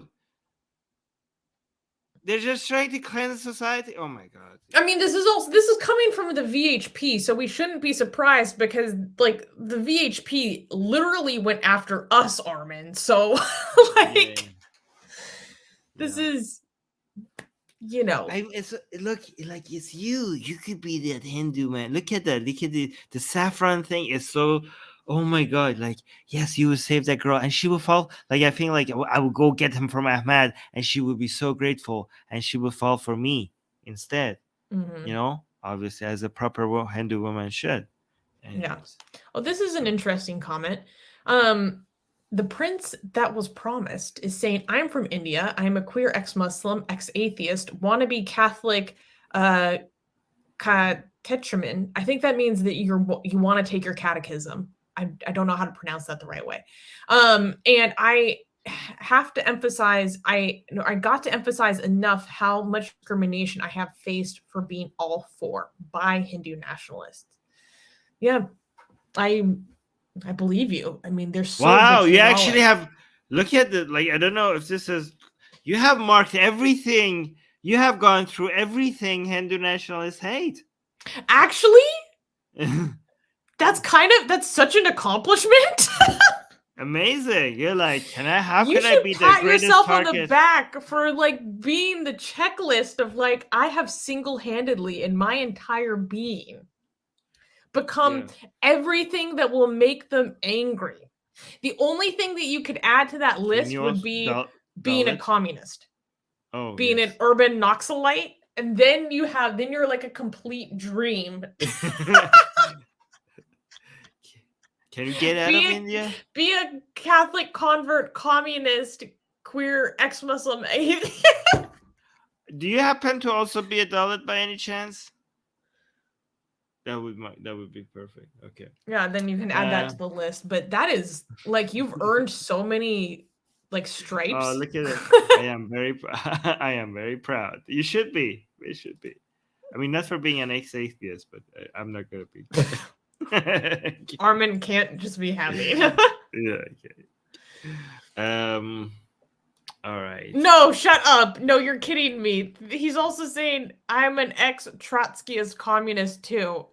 Are you serious right now? Because if you are, then I can't. I mean, atheist in India, that is possible. Atheist. Oh my God. He was an atheist in India, so there's that. Amazing. Oh, and beef eating. Selva Kumar is very importantly bringing up. That's very important, Selva. Thank you. I can't believe we forgot that. Yes. Yeah. Dr. Hypnosis is saying, at least be vegan. Have some leverage. Yeah. Wow. It's like Prometheus and Armin. Why? Yes, I said like if you're an atheist and you're in India, you probably have been or at some point have been a commie. So, yeah. Or around commies. Huh? Maybe you maybe have not been a like, commie, but you've probably been around commies. Let's be honest. You probably flirted with communism at some point. If you're an atheist, flirted with communism. That's not fair. But it's more likely if you are an Indian atheist compared to an American atheist, you're probably more likely that at some point you're either a commie or at some point you have probably considered communism in India. I'm going to qualify that with saying it depends on what region you're from. Yes. If you're from the South, South, it's more likely. I'm not saying everybody. I'm just saying it's more likely. Yeah. No, see, confirmation from India itself. Look, Asian American has also flirted with communism. All right, can we clap for the next news? Little dalliance with guys. Okay, so Prometheus is like, we identify as anti-national. That's thank you very much. Thank you very much. Okay. Can I clap for the next news? Oh, wait. Look at this. This is a good comment, basically. Secular Rarity saying, hey, baby, how do you feel about the redistribution of wealth tonight equals the flirting with communism?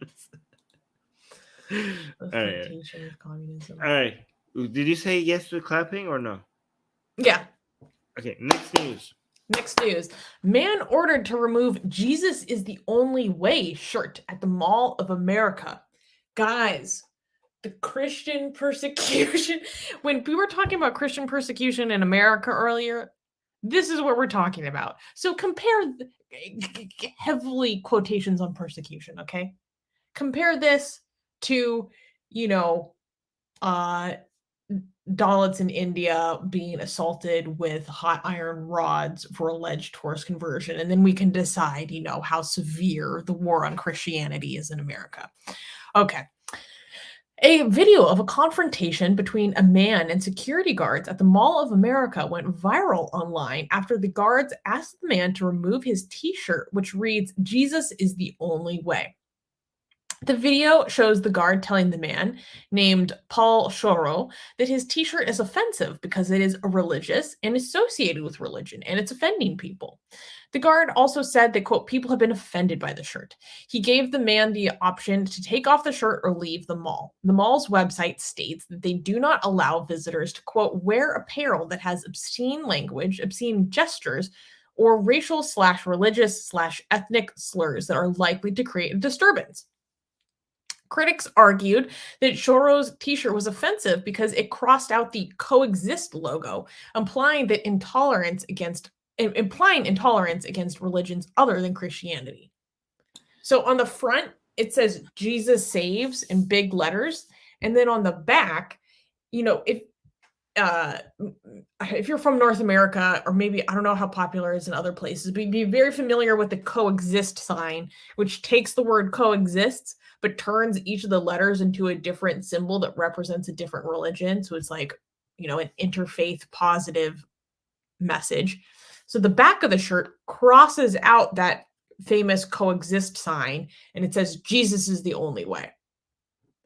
And they had this big confrontation at the mall about this. The Mall of America, the largest mall in America. And Christians on Twitter lost their mind. Oh, we have a video. I actually think if you scroll down, I think there's a different video that I think will be better. Yeah, this one's better. Yeah.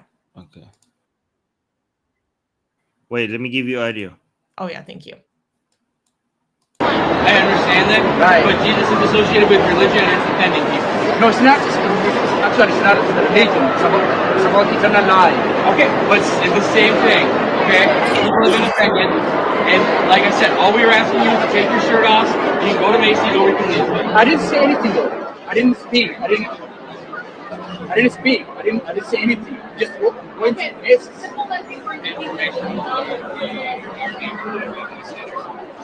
Just enough you wear the shirt and walk around the lawn. Oh, I'm going to say to that.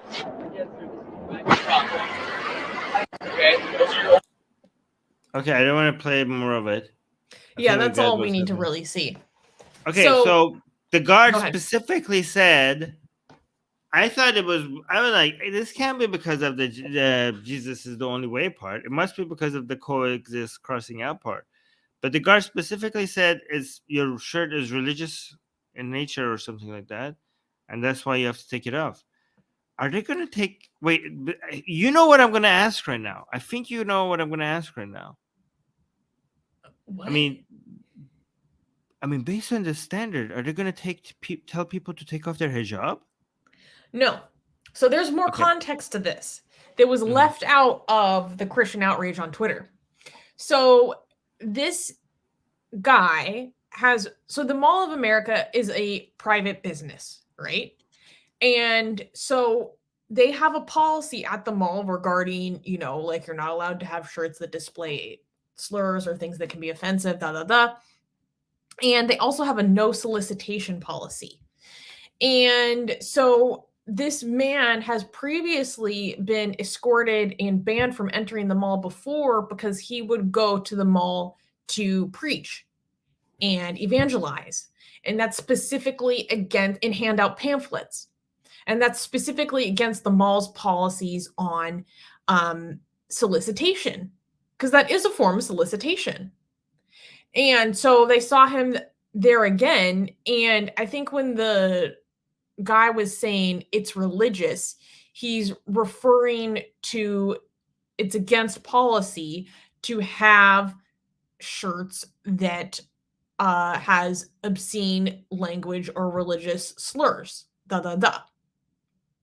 So when he's saying like, oh, it's religious, I don't think he's saying the fact that it's religious alone is the violation.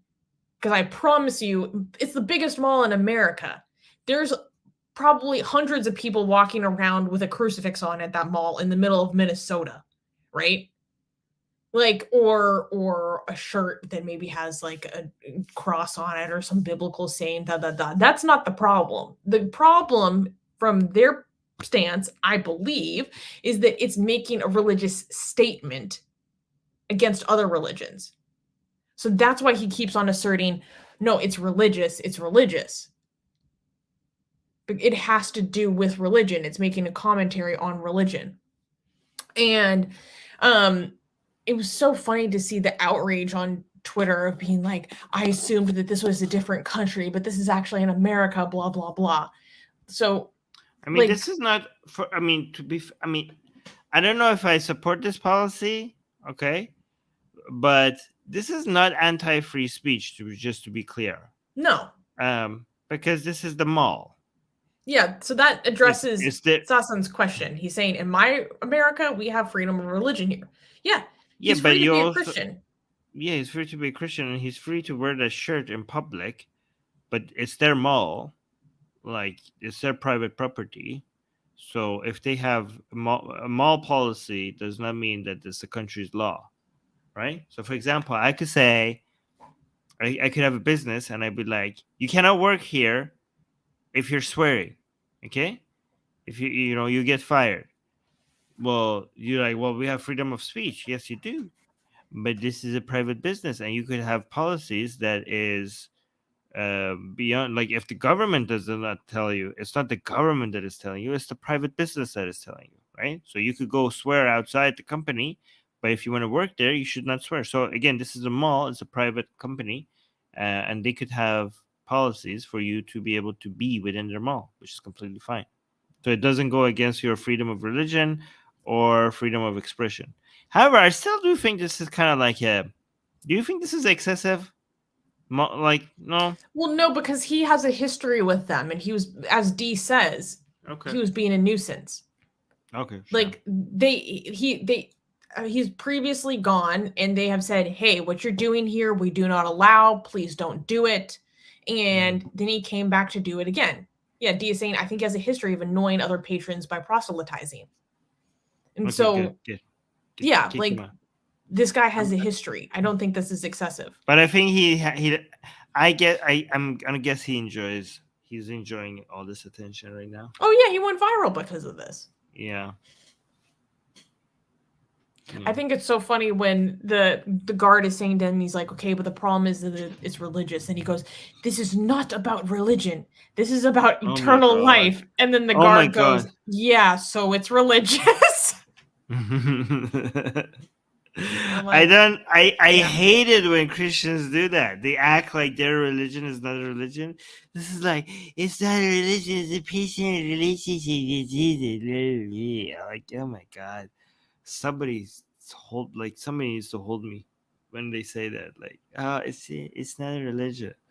Like, okay. Oh, D is bringing up a very good point. See, this is why D is the best, and she's our editor. D is saying he had a trespassing ban too. Yeah. So they had previously been like, you're banned from coming here. If you come back, you're trespassing. And then he comes back and does this. He's like, I wasn't doing anything. I wasn't even talking to people. I was just trying to shop at Macy's. And they're like, okay, you can do that if you take off the shirt that violates our policies. And it wasn't even clear based on reporting or anything I could find online about if they actually made him take off the shirt or what ended up happening after the video. So who knows what happened after that? Maybe they were like, okay, fine, just go. Do your thing. Okay. Wait, can I clap for the next news? Yeah. Oh, what is it with Christians and being discriminated this week? All right. You're right. That actually, we have had a lot of we have news 3 related to that Christians being discriminated. All right. Yeah. Next news. Next news. The Supreme Court of the United States is getting ready to hear a Christian postman's discrimination case over Sunday work. On January 13th, the U.S. Supreme Court agreed to consider a case of religious discrimination filed by Jared Groff. Groff, a Pennsylvania mail carrier, sued the Postal Service in 2019. Being an evangelical Christian, Gerard refused to take shifts on Sundays. Initially, he was reassigned to a branch that had no Sunday shifts to accommodate his needs. However, the new branch also started assigning him Sunday shifts. He was told to find coworkers willing to take his Sunday shifts, but his coworkers became resentful of the extra shifts. Some even ended up quitting because of it. The post office implemented a no exceptions rule pertaining to Sunday shifts, which Gerard ignored. Gerald, I can't talk. He did not show up for more than 24 assignments. Gerald was finally, he eventually quit the job and sued the Postal Service. The court ruled that Groff was treated no different than any other employee and that, quote, Sunday service was necessary for the post office's business. The court sided with the Postal Service, noting the 1977 case, TWA versus Hardison, which ruled that employers do not have to offer religious accommodation if it created a, quote-unquote, undue hardship on the employer. Groff's lawyers appealed the decision, stating that, quote, no American should be forced to choose between their religion and their job. It is assumed that Gerard's lawyers will try to get the Supreme Court to overrule the judgment. No American has to choose between their religion and their job? Should be forced to. Should be forced to. So if I need to sacrifice a virgin every noon for my religion, I should not be able to, I should not be forced to choose between my job and my religion? Oh my word. That's such an absolutist statement. No American should have to be forced. Like, I don't know if you understand what conclusions I could make from that such an absolute statement like that, sir. I could come up with the most bizarre scenarios, which you would be, anyways. I mean, this is another case of those Christians thinking that because their privileges are being taken away, that they're being discriminated against, right? They're like, oh, I want special treatment because I have a relationship with my magic sky daddy, and now that you're not, treating me like a special little snowflake that I am, better than the rest of the society, I feel discriminated against. This is one of those examples, isn't it? Basically. So in America, we have the situation where you have a right to have religious accommodation in your workplace. Now, the asterisk is that accommodation cannot cause a quote unquote undue hardship on the employer. And so this case that the Supreme Court is going to take up is basically going to contest the basis of that law and re-examine potentially what is even considered undue hardship and how the lengths that employers have to go to accommodate the religious beliefs of their employees. And so the argument from this man's attorneys and the firm is that basically for too long, the Supreme Court has sided on the side of corporations over the rights of the ordinary American. And to Secular Rarity point, he's saying, oh, interesting. This is going to make the conservatives have to decide what's more important, the rights of religions or the rights of businesses. And D is saying this is actually very significant for the Supreme Court and how regular Americans will be affected.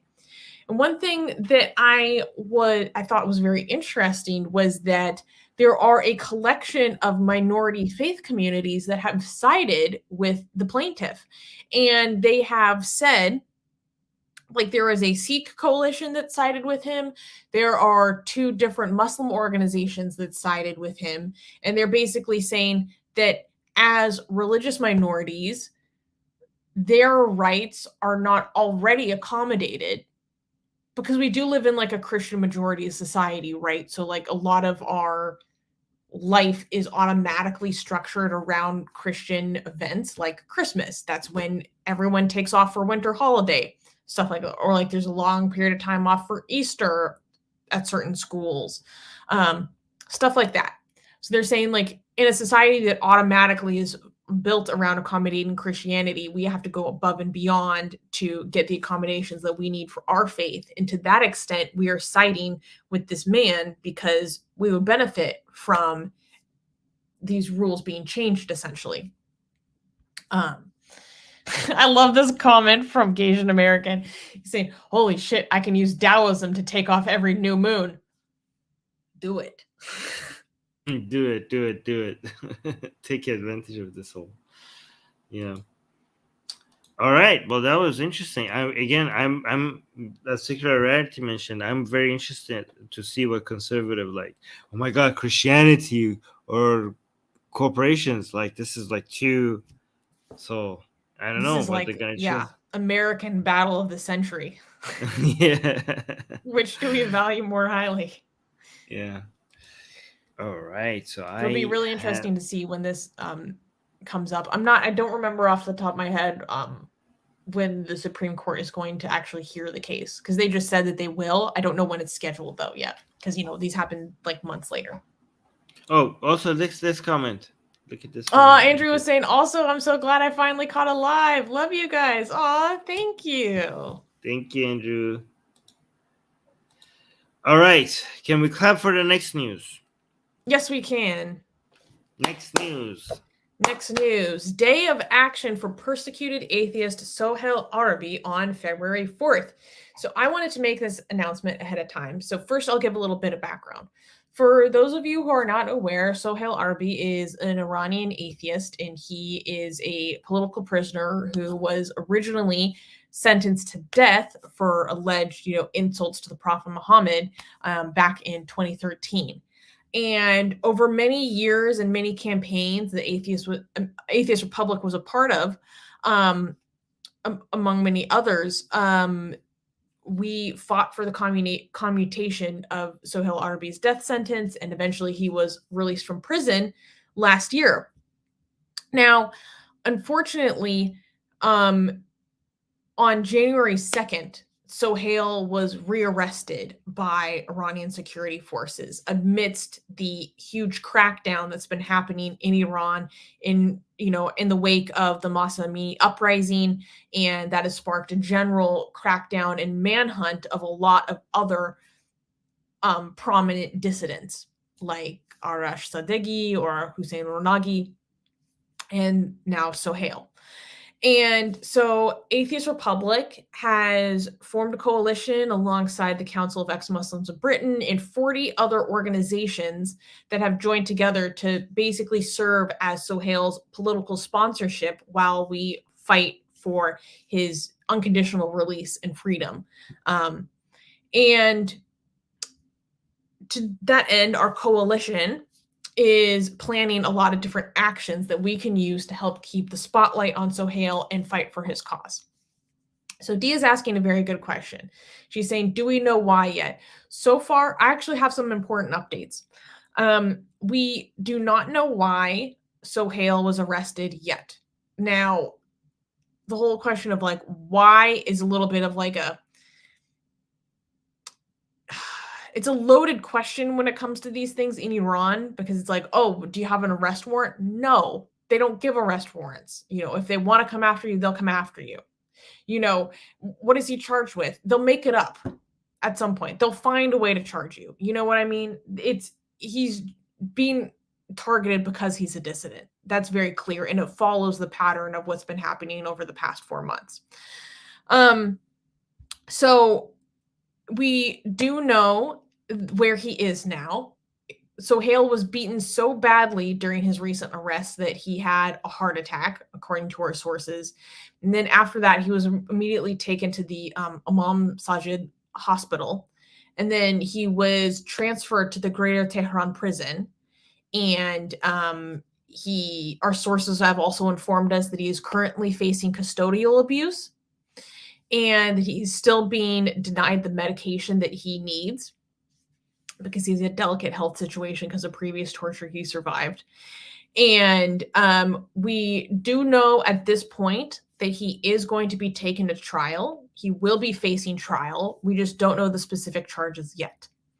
And there's a lot of stuff that we're working on behind the scenes to advocate for Sohail that I can't talk about publicly, but this is what we can talk about publicly.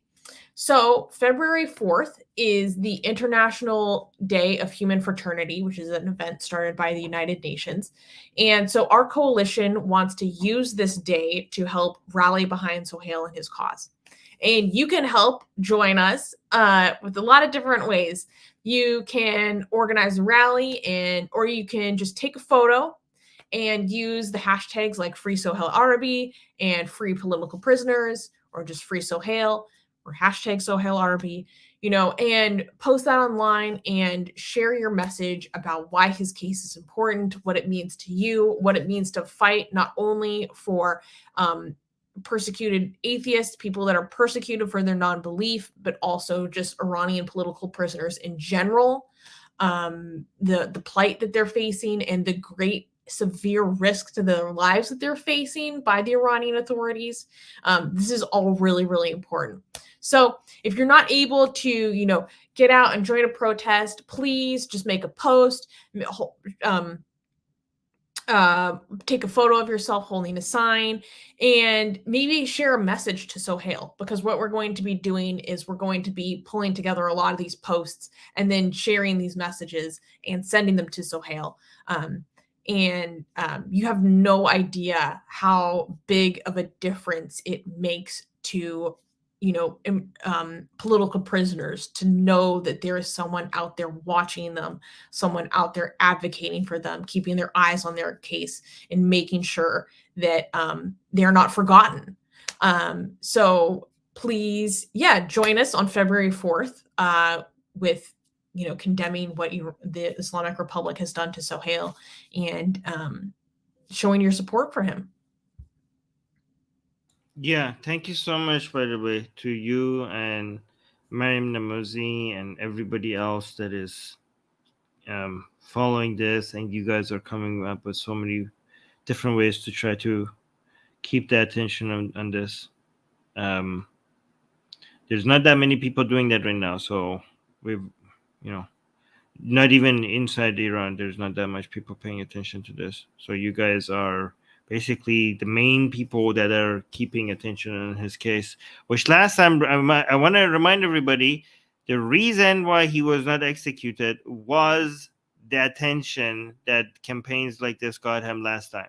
And Atheist Republic was involved with a lot of campaigns that was trying to keep focus on Suhail Arapi and his case, which people are reporting that it saved his life. So now the same thing is needed again, and we don't have the same level of attention right now on Suhail Arapi like we had before because of a lot of other things that are happening in Iran. So Susanna and Mariam Namozi and the rest of the crew are basically the main people that are doing this right now, which could be the reason why Suhail Arapi is still it could be the difference of him being hanged or not. So thank you again, Susanna. Yeah, I mean, this is super important to me. I've talked about it before, so I won't go into great length here, but Suhail is the reason why I started my activism. I wouldn't be the CEO of Atheist Republic today if it wasn't for Suhail. So when I found out that he was rearrested, it was really devastating. And we're all worried for him, but for a lot of people, this is someone we consider a friend. We have contact with him, we communicate with him. And so it's very personal, and yeah, we just have to do what we can. So on that note, please join us on February 4th with, making some posts and showing your support for Suhail. I want to highlight this amazing comment. The Latif in the live chat is saying Iran and Shia cult represents only a minority, 10% of Islam. You're welcome. So you can see how this person, we're talking about a man's life, and this person is more concerned about the reputation of Islam over a man's life. You can see this is the kind of attitude you get when it comes to people who are more concerned about the religion over human lives. I just wanted to highlight that for people to see what the kind of people we're dealing with. Anyways. You just broke my brain, Armin. I know. I just wanted people to see the type of people we have to deal with. Anyways, guys, please make sure just to help be over us here trying not to disassociate from rage. No, yeah, I know. So it's okay. It's okay. Don't worry about it. I'm fine. Oh no, guys! Don't time him out. I want to see this kind. Don't time. Yeah, I want to see that kind of comment so that we could highlight it. But yeah, it's actually he was kind of spamming. But it's okay, music guy. Let this kind of people spew their nonsense so that we could highlight them. So guys, we need our channel to grow because there's not that many channels that bring attention to global issues like we do, right? I mean, there's not. I don't think there's any channel that has the global focus that we have when it comes to religion and atheism and secularism, right? And if you think what we're doing here is bringing attention to the type of content that is required, because a lot of secularism or atheist activism by other content creators is focused on one religion or one location.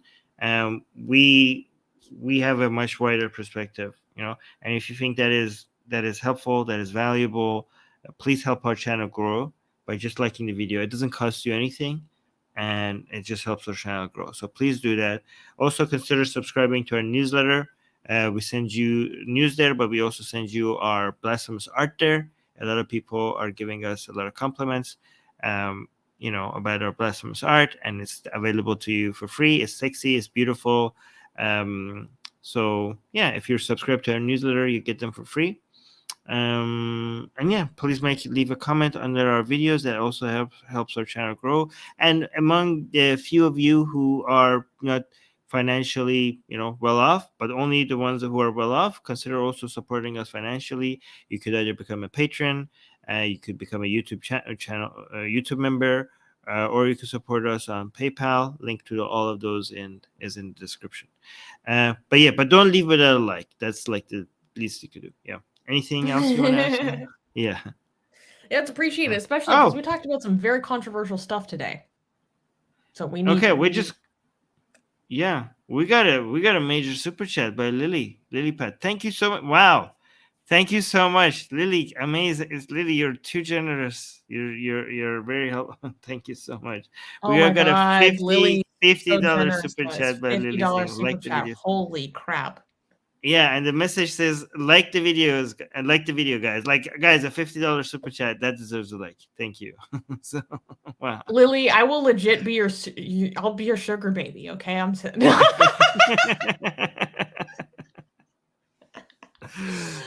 Oh, very quickly. Prince Louis Promise is saying, what time on February 14th to post for Sohail? All day. This all is like, day, you know, we're all across the world. The time doesn't matter. It's just February 4th is the day. But thank you for asking us. Thank you about for it. asking. I like your Yes. interest. So that means, this is someone who's you guys, engaged, who cares, who's not even an atheist. This is the kind of community I like to see. Yes. Yeah. Not even an atheist and still supporting atheists who are being. Yeah. Thank you so much. Really. Thank you. And see, this is what I like about the Atheist Republic community is that when we have religious people that do hang out with us, they're so great. Yeah. Like they're so like they really understand that this is just about people having the right to have their own personal belief and like this like the values that we have of secularism and minority rights really are for the benefit of everyone, you know? Yeah. So again, is asking for the 14th. Fourth. Yes. Here again, I put it here. Is right here. Yeah. 4th. And these are the hashtags in case you need them as well. Mm-hmm. Also, just 2 more comments I want to highlight. Susanna saying, thank you guys, great episode. And Secular Rarity saying, great stream, y'all. Thank you. We need to. All right, guys, we're gonna leave. Thank you all, and thank you for the super chat, Lily Pat, and thank you all for the likes. Yeah, see you guys next week. See you next week. Oh, yeah. Same time next week. Yeah, and we have a Q&A coming up as well with Secular Rarity, so tune in for that. All right, guys. Bye. Mwah.